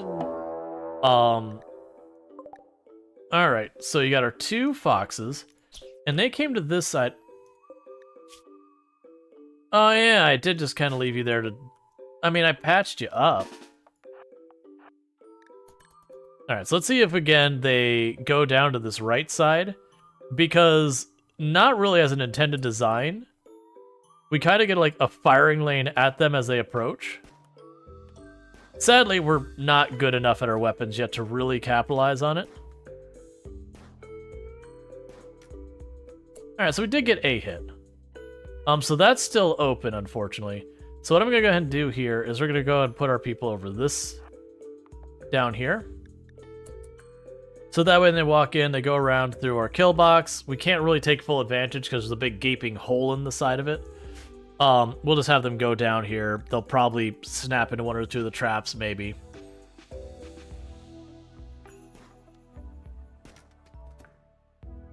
Alright. He's innately good at horde management and bad at everything else. That checks out. I honestly feel like, either the approach is people get overconfident and they try to fight the hordes more directly than they should. Did you seriously miss every single shot in the entire run-up? To the point, I think you meleeed it down, but surprising when you meleeed it down, you actually succeeded. I feel like what ends up happening is either, one, you're an aggressive player who attempts to actually fight the zombies at the beginning, and then, you know, because Project Zomboid's controls are a little hard to learn, like to get a hang of, you end up taking lots of deaths where you step through the zombie and get wrecked. Or you're someone who is inherently scared of / avoids the zombies, which then goes the other direction with it, which is you learn to horde manage very quickly because you're bad at killing the zombies because you don't take the time. And I feel like it kind of goes either way. And for the record, I'm saying bad. This isn't me being critical of people. We all start bad at Project Zomboid. Every single person starts terrible at Project Zomboid. It's just the way it is. It's like the same thing when someone plays their first Souls-like game. You're going to die a lot until you kind of learn that.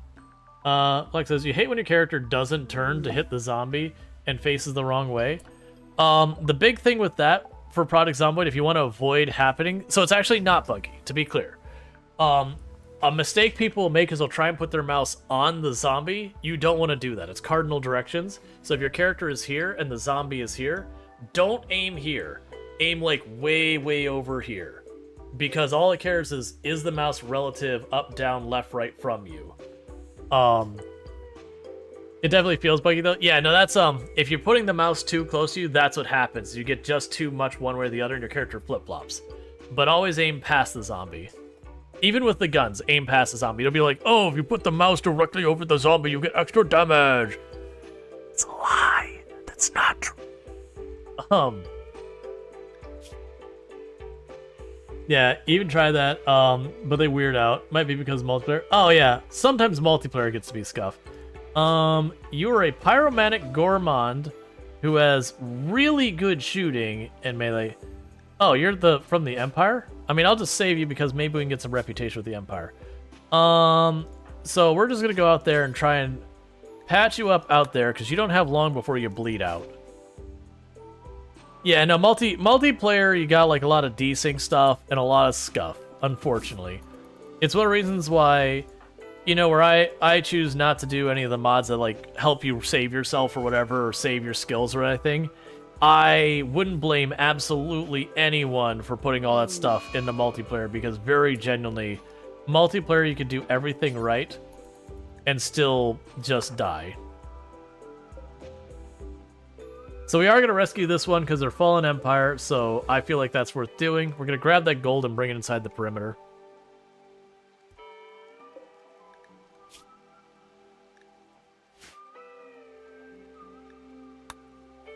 Alright. Because my hope is we'll gain, like, whatever standings for helping them or whatever. So yeah, we still need more limestone, which isn't going to happen anytime soon.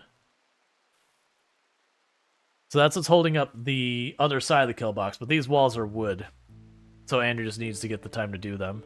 Which they're working on.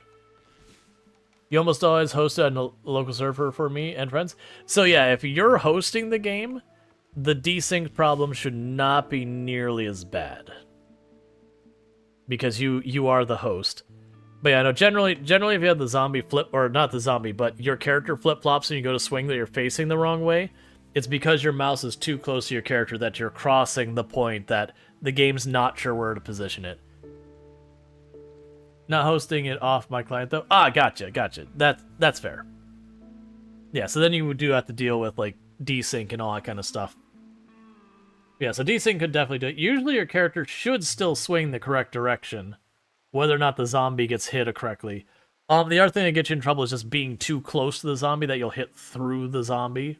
That it's like, because they'll have a lot of people that, like, step in and start trying to hit, like, moving at the zombie and hitting them. And when that happens, a lot of times you'll step through the zombie, you'll go and you'll push and you'll miss. Very genuinely, you always want to be backing up when hitting anything in the game. Like, you can step up to hit the zombie, but the moment you go to click, you want to be backing away so that if you miss the swing, you're already moving the correct direction to get out of it. Knifing instead of long swords, the wild ride. Oh yeah, and that's very genuinely, the hunting knives are one of the meta weapons in the game. Like, when I say meta, it's soft meta, not strong meta. It's like, you should get this one. It's hunting knives. If you're doing very large groups of zombies, are one of, like, the big weapons to use. Because they do have the advantage of the fact that they use so little endurance, that if you see, like, 100 zombies going, oh man, like, there's no way I'm gonna have the energy to get through this. If you're using hunting knives, you do. So, when like, for example, when I set my record, the favorite weapon for my character was hunting knives. And it's funny, I used to have people hop in, because this would be like right after Build 41 dropped. I used to have people hop into the chat all the time and be like, not all the time, that's exaggerating. Every once in a while, I would have someone pop into the chat and be like, you just can't survive long-term using short blades. It's just not realistic. And I'd sit there and be like, my character's over a year old, has over 100,000 kills, and just look at my favorite weapon here. Would you like to reconsider your statement? What would you qualify as long-term? Because I don't know about you, but a year and 100,000 zombies kills feels pretty long-term to me. I'm feeling like that's got some long-term vibes going on.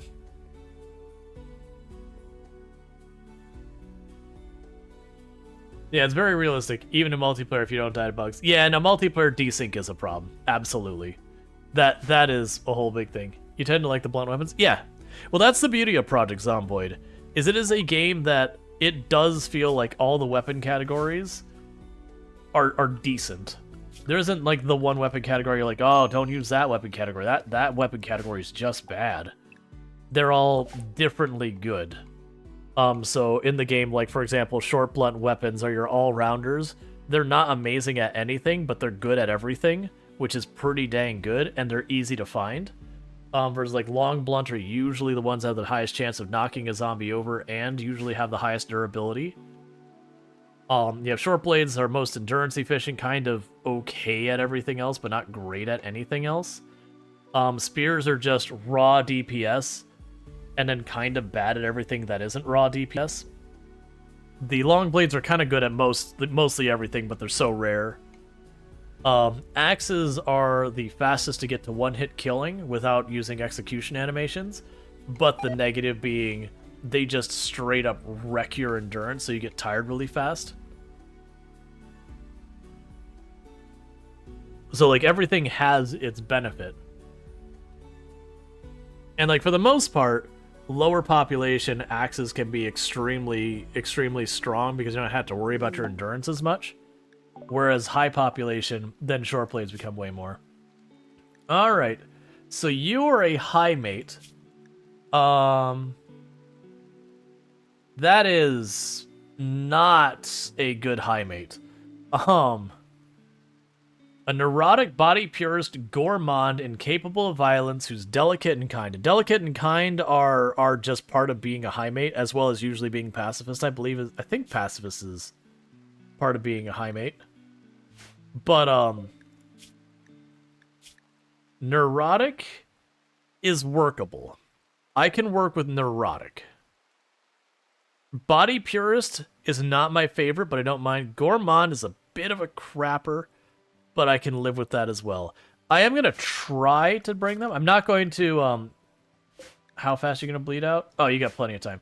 I'm not going to try to capture and force recruit them, though, but I will bring them back, and if they join, we'll keep them.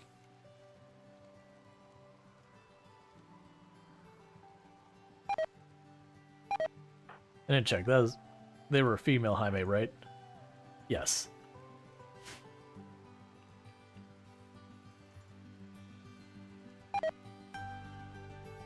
Rip berries? Oh, I'm not worried about that. We're getting plenty of food now.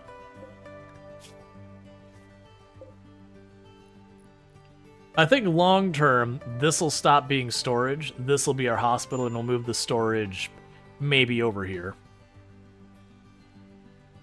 I mean, not even long term. Long term, we're going to have multiple storages, multiple everything. Just sad to see them go instead of kibble, whatever.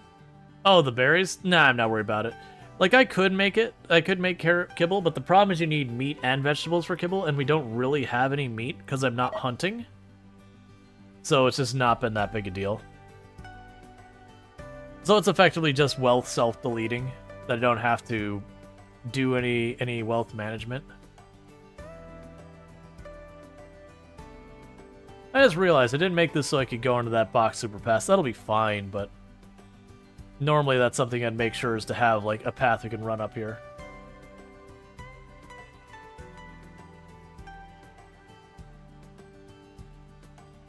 Part of a healthy berry diet is that pawns don't care about it. Yeah. Alright, so Pixie is noping out. Sometimes you'll actually have them change their mind, that they'll go out, they'll collapse from whatever, like pain or whatever, they'll get back up and they'll change their mind and join. Yeah, I don't think it's worth taking this person prisoner and all that, because like I said, I'm not a huge fan of some of those traits. I'm a little worried about getting a high mate super early, because that is a pacifist colonist right at the beginning when you only got 2 people to fight. So you're going to get raids more along the lines that you expect for 3 people. Only one of your people doesn't participate. We'll go ahead and take the poor quality clothes out of here and the worn pants. I'm going to keep the gold for now.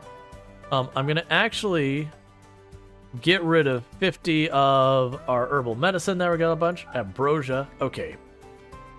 Actually, we'll get rid of the ambrosia and the dye. We'll keep our herbal medicine.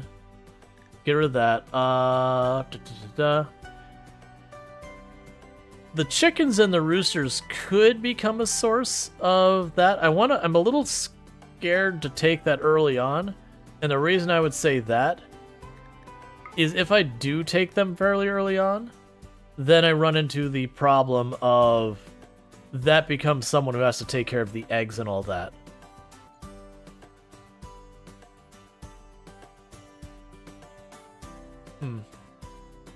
So what we're going to do is I'm going to actually take back the die. We'll choose accept.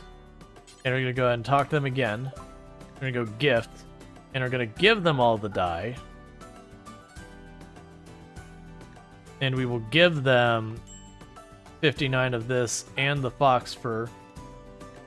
And get a little bit of standings to start working them up towards allied while just getting rid of stuff I don't need to have piling up. Hey! Oh, that's not what I thought it was. It was just one of the negative like one of the the factions that don't like me, establishing that they don't like me.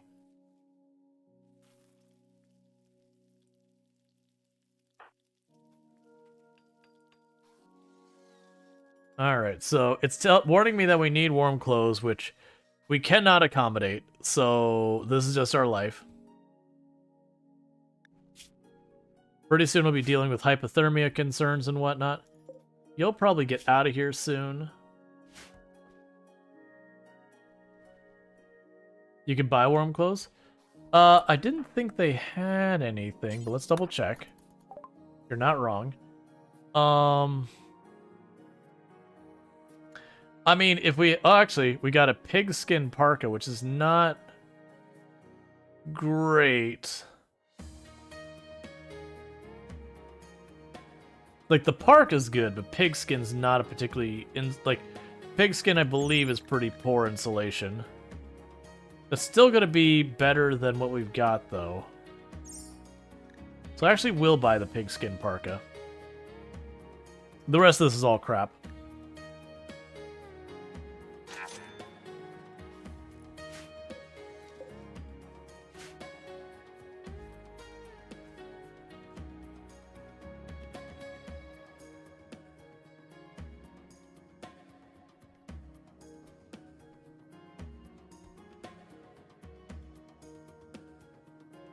Yeah, because unfortunately, because we have the random research, no research, we just don't have... Like, we just don't have the, what's the word I'm looking for? We don't have the ability to make, like, the full tailoring suite of stuff. I'm not going to worry about any of that. So you're fully healed. Why are you still sleeping here, then? Get out. Get out and maybe give me standings.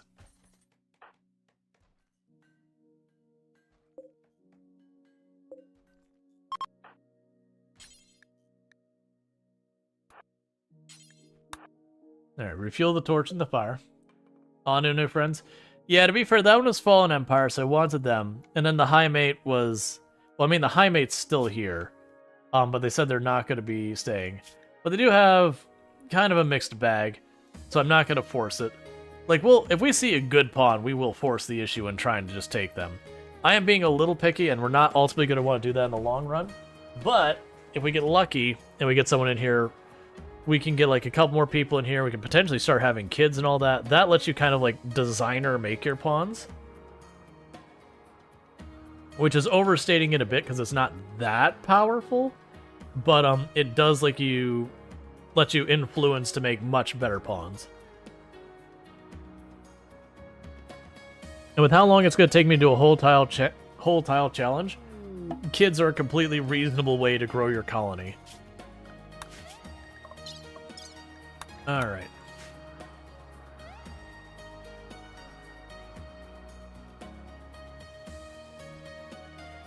And then once he finishes building that, we can start looking at maybe doing stuff up here.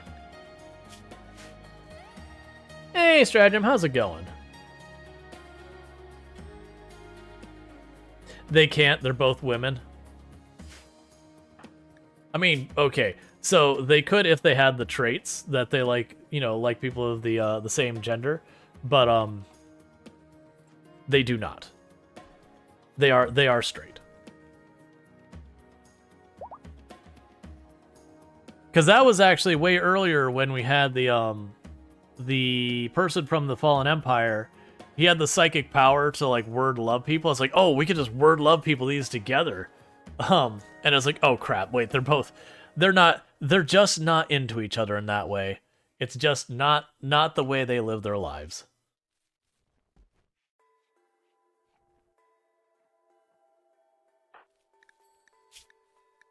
You know, she's just a tough one.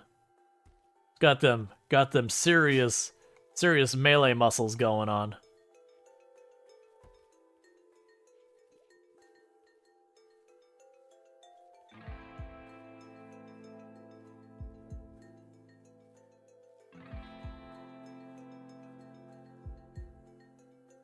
Oh. Thank you Jaywalker76 for subscribing for 2 months. Thank you, Jay Walker, for the tier 1 sub. I really appreciate that continued support, and I do hope you enjoy your advertisement-free viewing as well as access to the emotes. So thank you for that. Thank you for renewing your support for the channel and all that stuff. It does mean a lot that you continue subbing, so thank you so much for that. We have a transport pod crash over here. You're gonna be a waster, which means even if you do have... Like, I'd actually be okay with an optimist, but because they're a waster, they will literally die if I don't get them their drugs. And I can't make them their drugs. So unfortunately, friend, you're gonna be losing your clothing. Because it's okay. And I'm gonna take it. And it'll be mine.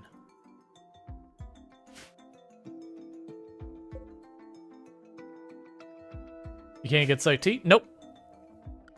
Research? Not here. We're using random research, no research. So if I click here, oh, I don't got a button.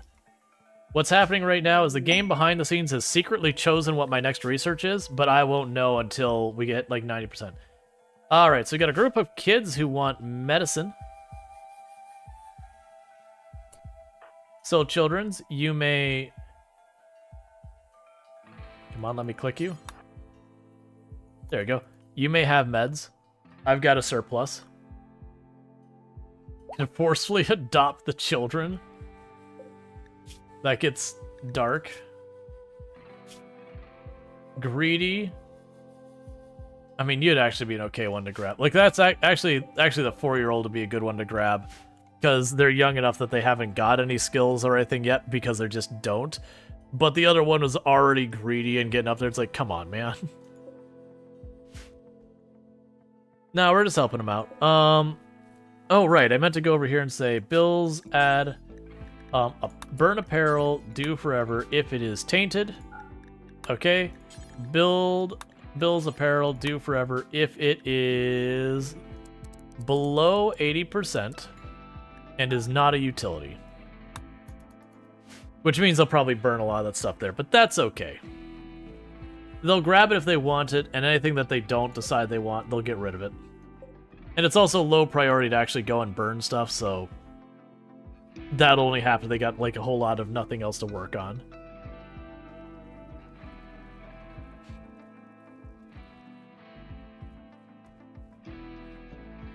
Did you finish the kill box yet? No, you still got a gap over here. That's fine. Let's see, other than the fact that the game considers it bad, to be honest, it feels better than, like, these children are staying here rather than sending 2 babies into the rim alone. I mean, yes, but usually they'll say, oh, like, there's this person that's sick that they're coming to get medicine. It's like, okay, well, if I take these kids and I don't let them leave, the other person dies.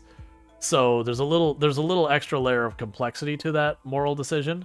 But if it is like the refugee thing where it's like, oh no, they lost their settlement and now they're just looking for a place to stay and you keep them, that's a different story. Then you can be like, all right, well, them going off in the world are probably not going to make it. Do I, you know, intervene? Versus, for all we know, the 2 of them got sent off while there's like 2 or 3 people back caring for whoever needs the help and they're just kind of running to grab something and go back. That they might have like a whole family unit or whatever.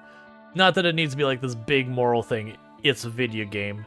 And we can, you know, make up whatever stories we want for the justifying or, you know, going against the justifications.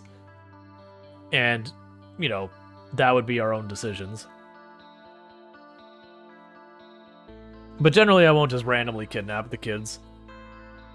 Like, if things are desperate, things are desperate. Right now, we're pretty stable. The raids haven't escalated yet.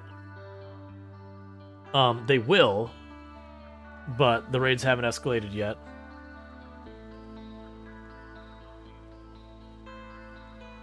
So once they finish planting this field, you should tear apart more of this limestone. You can plug up this last little bit of hole.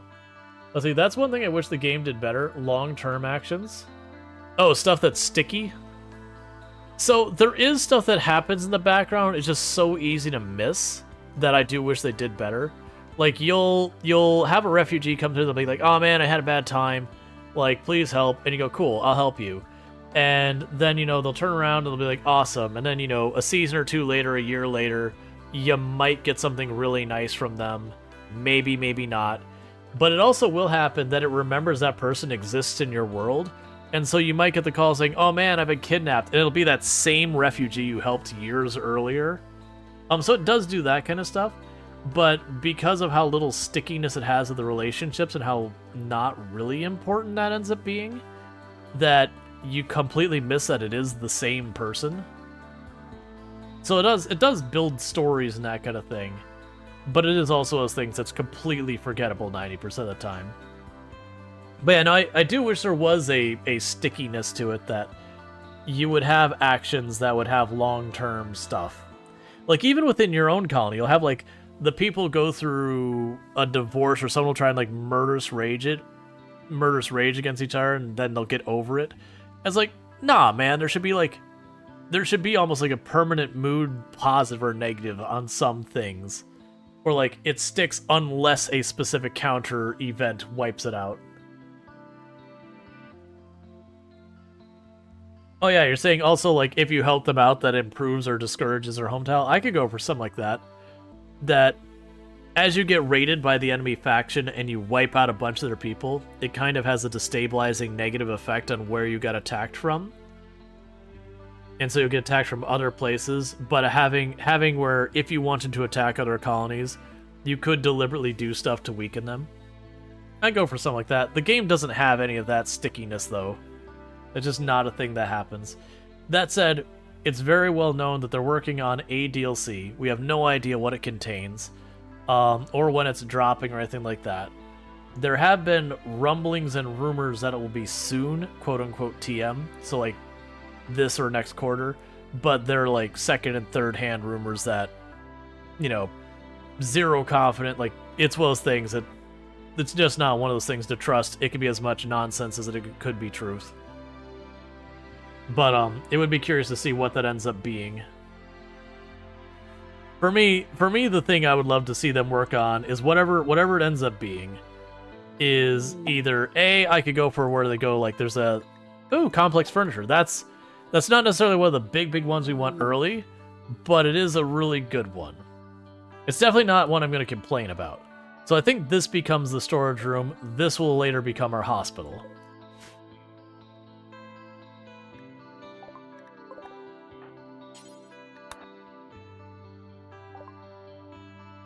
Okay, so take the worn out clothes that you don't seem to want to wear.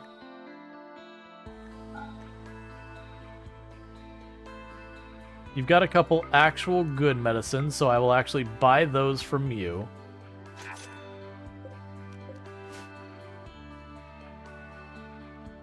Because that'll help if we run into trouble. Alright, so we got complex furniture, so what we're going to do first is get ourselves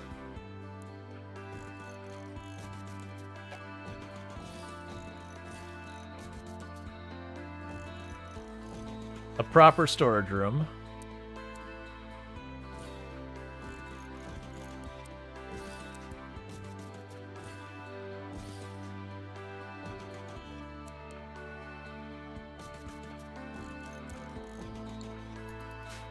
That'll do. Mad Muffalo. Hey, visiting friendo pal? This is not gonna be your day, I don't think. Oh no, never mind, you're inside our perimeter. You'll be fine. Oh, never mind, you stepped outside. Oh, good, you're actually gonna take care of it for me? Thanks, man. So close.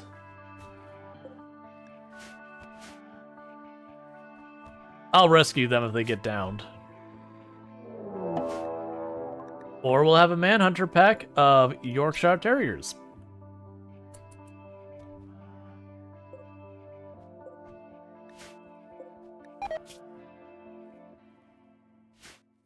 Oh no, we took a standings hit. That is so sad. Give me that gun right now.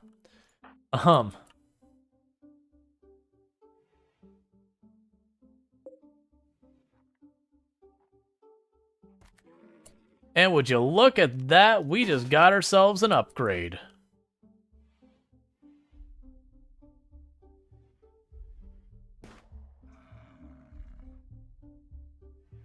We'll want those. We'll want these. Hey, look! We just got our clothes back that we sold. Isn't that swell, chat? I actually expected him to win, to be honest.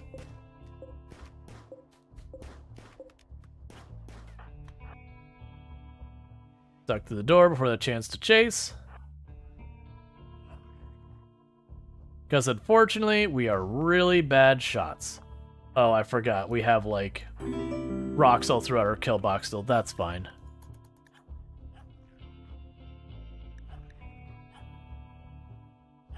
And thank you for the follow. Welcome to the stream.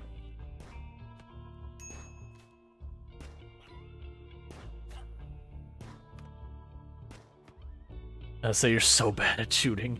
But that's early game, is you just start really bad at it, you work your characters up a little, and they'll get there.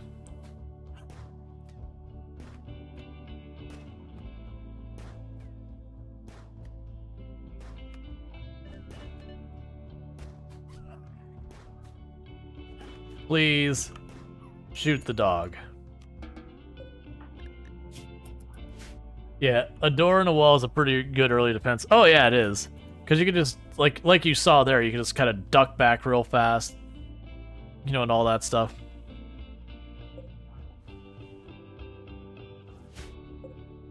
Alright, so uninstall that bed. We can uninstall the beds and we'll make them proper beds and all that. But yeah, we got tech print jump packs. And get rid of that body as well. You don't have any gear, do you? Nope. Psychic suppression and person I cannot look at will join. No. I mean, ultimately, I could let them join and then kick them out. I probably should honestly do that. With psychic suppression?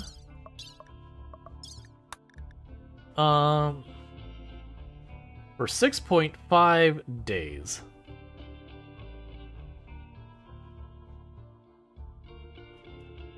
Hey man, sorry for the first time chat, but every time you get sick, you love to watch RimWorld. Thank you for the content, Nate. No problem. I hope you're feeling better. Or rather, I hope you do feel better if you are feeling sick right now, because that's no fun.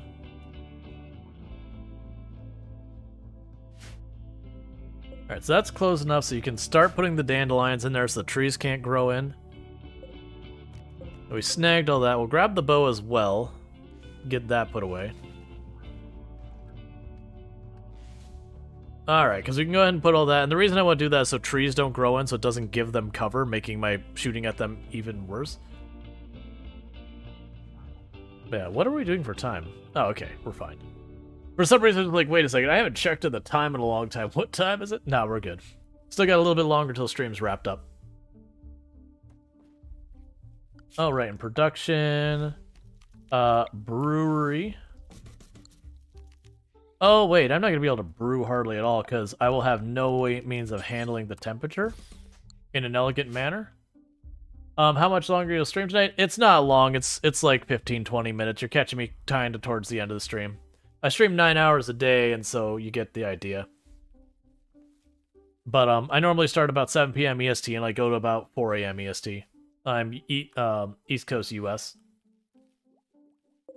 Yeah, so the downside is... I just realized I'm not going to be able to do much brewing, and the reason I won't be able to do much is I won't be able to manage the temperatures to keep them in the safe range.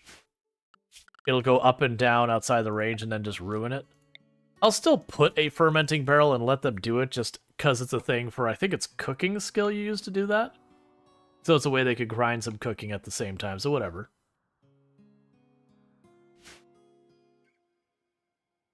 No problem. We got a little bit of time left.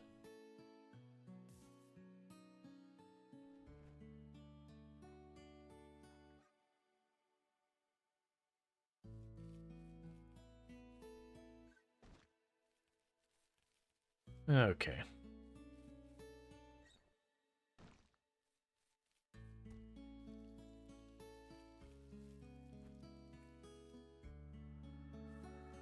And we're definitely making way too much food right now.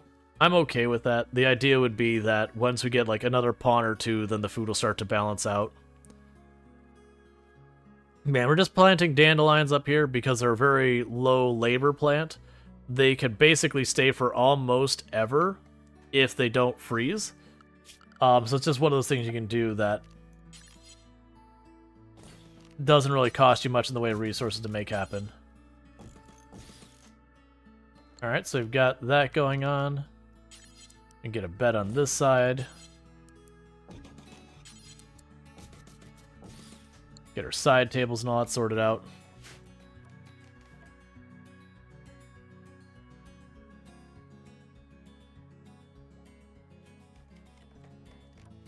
And this storage room will be going away, and this will become the new storage room. Alright, so they're going to prepare for a while. It is one person with knife, so feeling pretty okay about that. Yeah, they just got smoke leaf on them, so I don't have to worry about them, like, go juicing themselves up. What do you have going on? Manipulation. Oh. I didn't even realize that the wasters had a... Oh, no, you're a genie. Wait a second.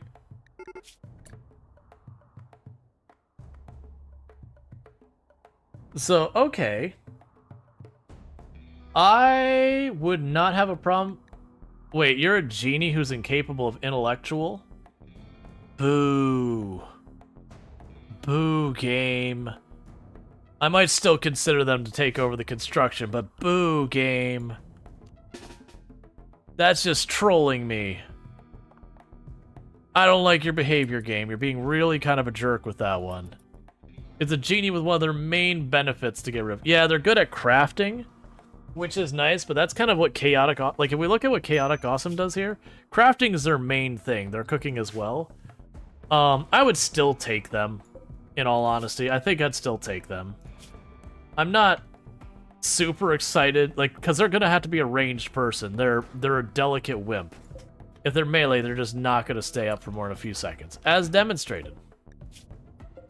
That said, we will go ahead and go right here and say furniture.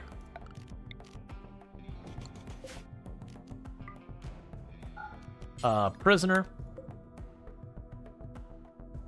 I can still put them to use. They're not an ideal candidate, but I can put them to use.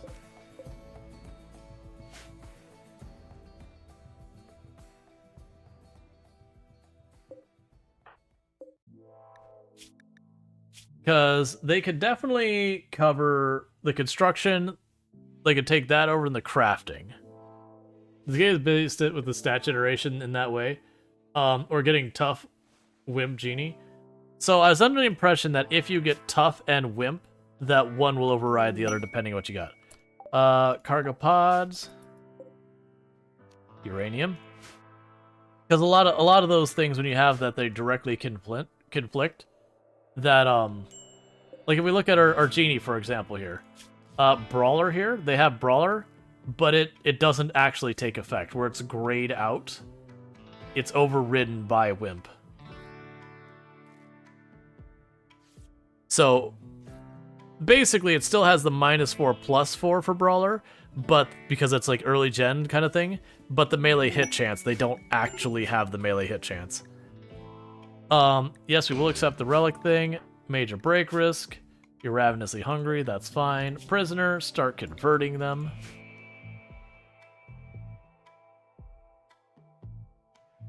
Yeah, tough is grayed out because the Wimp genes. You don't think the plus or minus here. So the plus and minus does. If you actually look at the character, you can see here that we already have a very, very, very high amount of melee. Which none of these other ones would justify them getting that higher. But so, like, to give an example, there's ways that you can go and have a character who has these. Like, for example, if I take this character and I made them a genie, I would keep their skill level. It won't retroactively take it away. But usually the plus and minus here will apply, but the melee hit chance will be overridden. Because you can never take a character and add it. Well, that's not true. You can actually add traits through the Xeno whatever. Like changing their genes. But yeah, they'll keep their skills if you change the traits.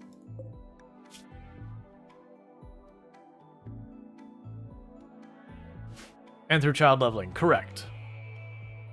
I believe through child leveling, if I remember correctly, I don't think they get the +4 -4 through child leveling.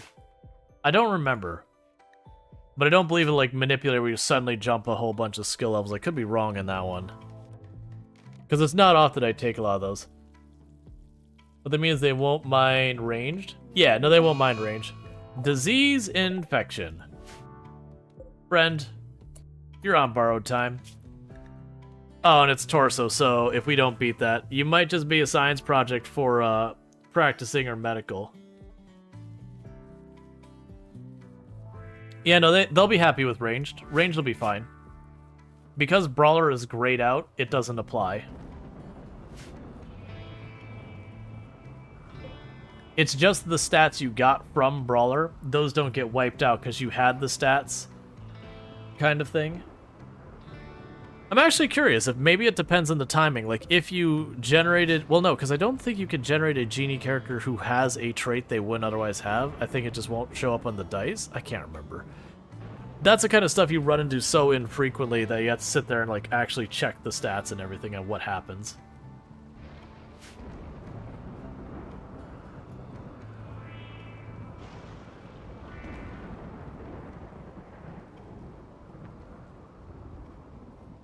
It's interesting that we're in the winter and it's warmer than it was when we were in the fall.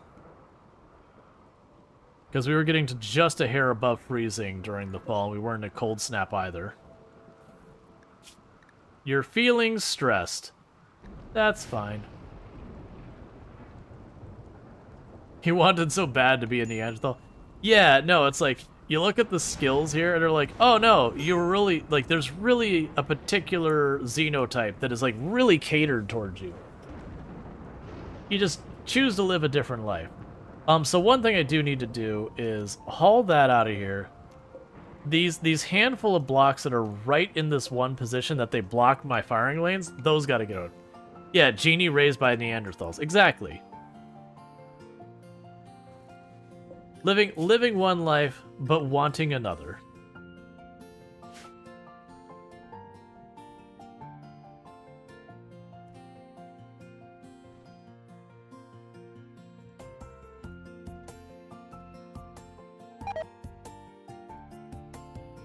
Oh, wait, here's another thing we can do.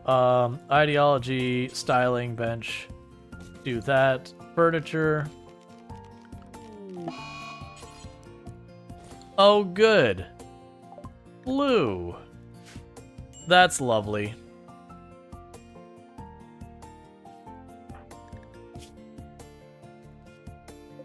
Please go to bed.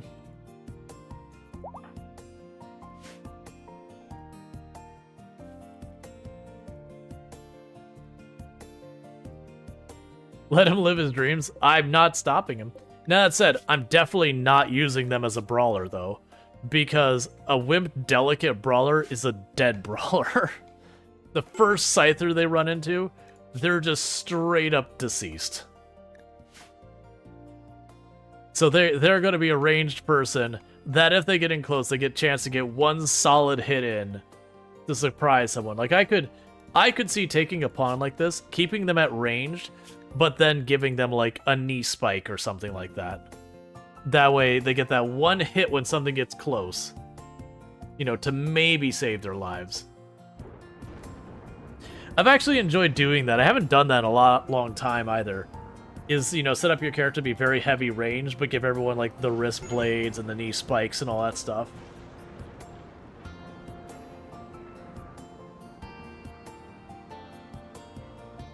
I thought Hussar overrode Pacifist. I'm not sure about that one. I almost never take Hussar. I really do not like Hussar so far as that. I turned off self-tend. I mean, you're already in it, just finish it. I could have sworn I turned off self-tend, so stop self-tending yourself. I need you to actually get proper medical attention. So you're beating this thing so far, but I need you to keep beating it.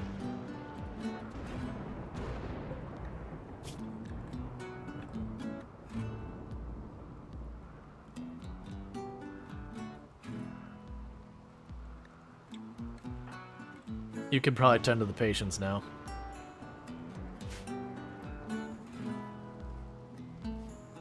People got automod? Yeah, no, I know it got auto-modded. Yeah, I can. So it's one of those things that it's always like the allow term and all that. I always get hesitant to do that because I don't want to allow terms that are usually when people use that, they mean it like it's something that someone would say in a hostile way. Obviously, we're talking about in the course of a game right now, so it's not a problem. But usually the way automod works, they like allow that term. I'm like, well, I don't want to allow the term. Like, this use case is fine. Like, this use in this immediate moment. But then, you know, words that can be used very harmfully in the future, which is not... Numbskull is the word. Like, you can have words that are, like, truly awful, but in the context is okay. Because it's being used, like, for a technical version as opposed to the harmful version of a word. But I still want AutoMod to jump on it in the other context. I do wish they gave us a little bit more control functionality, whatever you want to say, with AutoMod.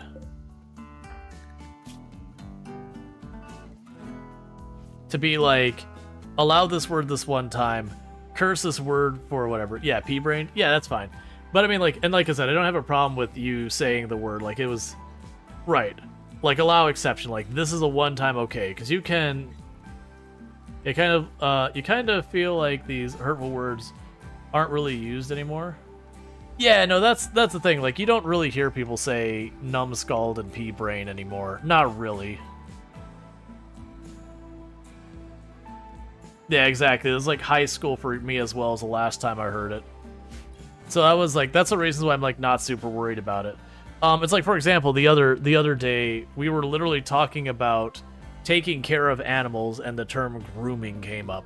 Which, of course, you groom an animal. You go and like clean up their fur and all that. And, it's just a thing. But in the channel, the handful of times that word has come up, it's been deliberately hostile kind of thing. Do we take the donkeys? They would be good for caravanning. That's fine. I think we will take the donkeys. I don't actually have a pen, but we can make that happen. I'll just put the pen marker right here for right now. In the short-term solution to get them in here, we'll put a caravan post. They'll bring it to caravan post, then we just delete the post. Yeah, that's what I was gonna say. It's like, we're bad at, like, what I can actually do is we'll go here. I can sit there and say, okay, don't allow more than 2 adult male donkeys. Don't allow more than 4 adult female donkeys. So they can become a very inefficient food source as well. Handle's already at 1, so you should take care of that.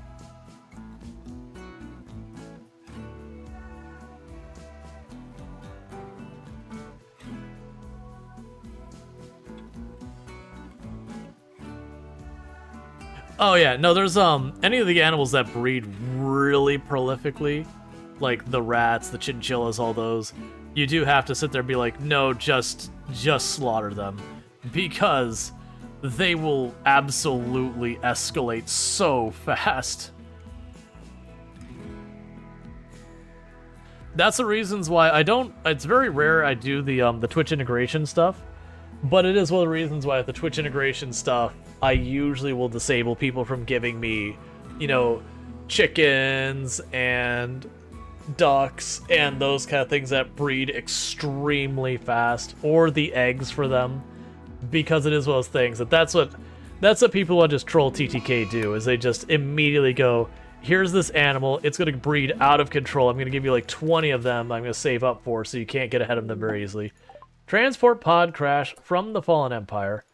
You got a while to survive. I don't want this person to join. They're a cannibal, abrasive recluse who is a pacifist who... They've got a little bit of skill, but they're not good at anything specific. That is... Oh, I don't have an extra bed? That's fine, we can deal with that. Let's go like this. How's your flu doing? You got 7 hours to the next end. Okay. And how's your flu doing? You also have 7 hours. So both of them are winning against their flu. You apparently snuck in some smoke leaf at some point when I wasn't looking. which is fine. Alright, so we're gonna go here, storage, low, so they start kicking all that stuff over there. You wish the Twitch integration for this wasn't like chaos? You'd rather be like, oh, I get to control my pawn from chat, vote on stuff in the game. So you can do that stuff. It is one of the things that I might do at some point, but I haven't. That's fine. I haven't had the interest to take the time to do all the adjustments. Like there's one of the friends of the channel, Alana Rama, actually does a really good job with her TTK setup, where it's not that they can't do anything negative, but it's very limited what the people can do that's negative. And usually it's the kind of negative where it's like it's mostly positive, but you know, it can be negative under certain circumstances. But very much limits what people could do negative to your colony. So it ends up being a little bit more like handling the naming, that kind of stuff. Oh, please wake up. I didn't even realize that room was on fire. Get over here first. And I don't really want you doing this because you got the flu, but I want to get this. I want to try and get those fires out before they spread in this room more. Nah, we're too late. So this room's going to get real hot real fast. So Chaotic Awesome, you're going to go in there and try and deal with the fires on the inside before the room escalates. Andrew, you're going to try and put out the fire from the outside first.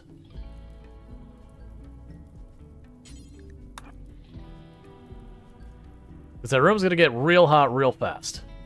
But if we get ahead of it where we keep the fire out, then we're good.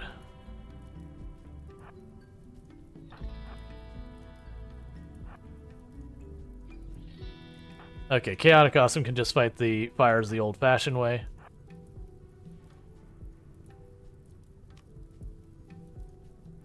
Now goes your flu. It really needs to be tended to.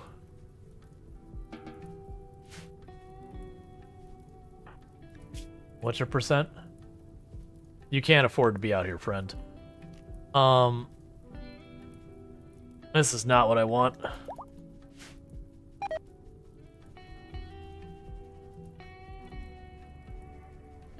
Just get under control real fast. Then get to bed.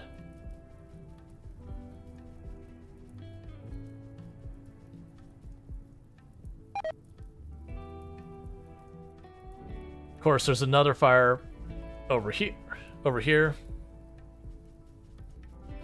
Let's see, you just troll with enough human lore to make a bedroll in TTK. Yeah, no, that kind of trolling's not that big a deal. It's a lot of people want the trolling that is like very impactful. And a lot of times it is a big negative. You're just gonna die out here from your flu because you're losing ground on it. And I don't want to have to like change all my beds to being medical so I can tell you to actually go to sleep and then tending you and all that. So I'm hoping that you can just get a hold of this long enough for the rain to roll in. All right, you got a moment? Never mind. Because you need medical treatment right away. Go to bed.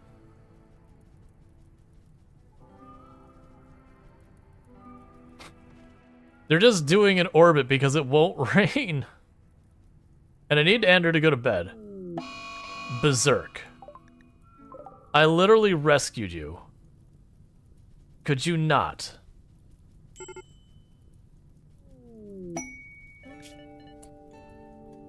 I'll deal with that in a minute. I'm sorry. Just... we can't deal with this right now, friend.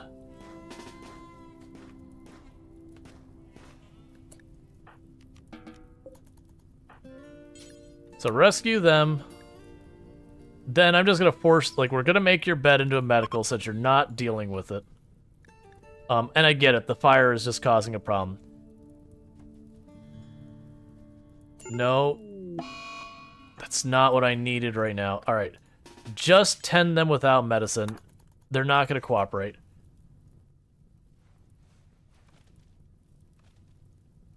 Oh, come on, please. That's better than nothing. Normally, and this is why I actually usually make a fire break around it, turn off firefighting? No, because I don't want them to burn down the walls. Like, that's what we've been waiting for, is that rain to roll in. It's just been taking forever to actually get here. So you've eaten and everything, you're good? Tell me you're not gonna die. Okay, so you still have a lead, not a great one, but you still have a lead. You need to treat them. And you need to treat them.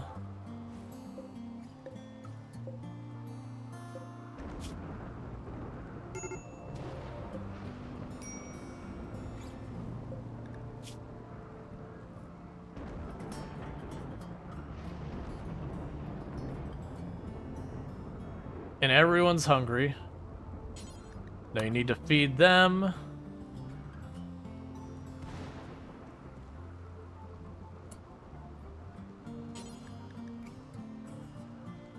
And then you need to eat, then you can go to bed. Nope. Eat the food. I know I'm just waking you up again and again, which is going to piss you off, but it is what it is. Alright, and how's Andrew doing? You going to make it?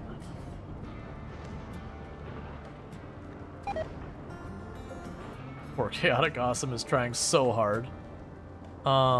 Tend to them. Feed them. Give me a good tend here.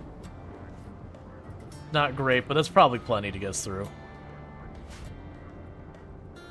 The issue is, like, everyone has the flu, and there's just one person running around trying to handle it. Alright, just want Andrew to get the other side of the flu real fast. Once we do that, it'll be about time to wrap up. Good, they're leaving. Get them out of my colony. And then you've made it, so that's good. Oh, what are you doing? Oh, you went medical bed. I forgot, we switched that because Andrew wouldn't go to sleep otherwise. That is one thing that I do wish when they're sick, is you didn't have to flag a bed as medical, that you could just use any bed and say go to sleep anyways. I mean, I'm sure there's mods that do it, but I wish it was just default behavior. Because you can only normally tell them to rest in a medical bed. Okay, that's not your bed, get the hell out.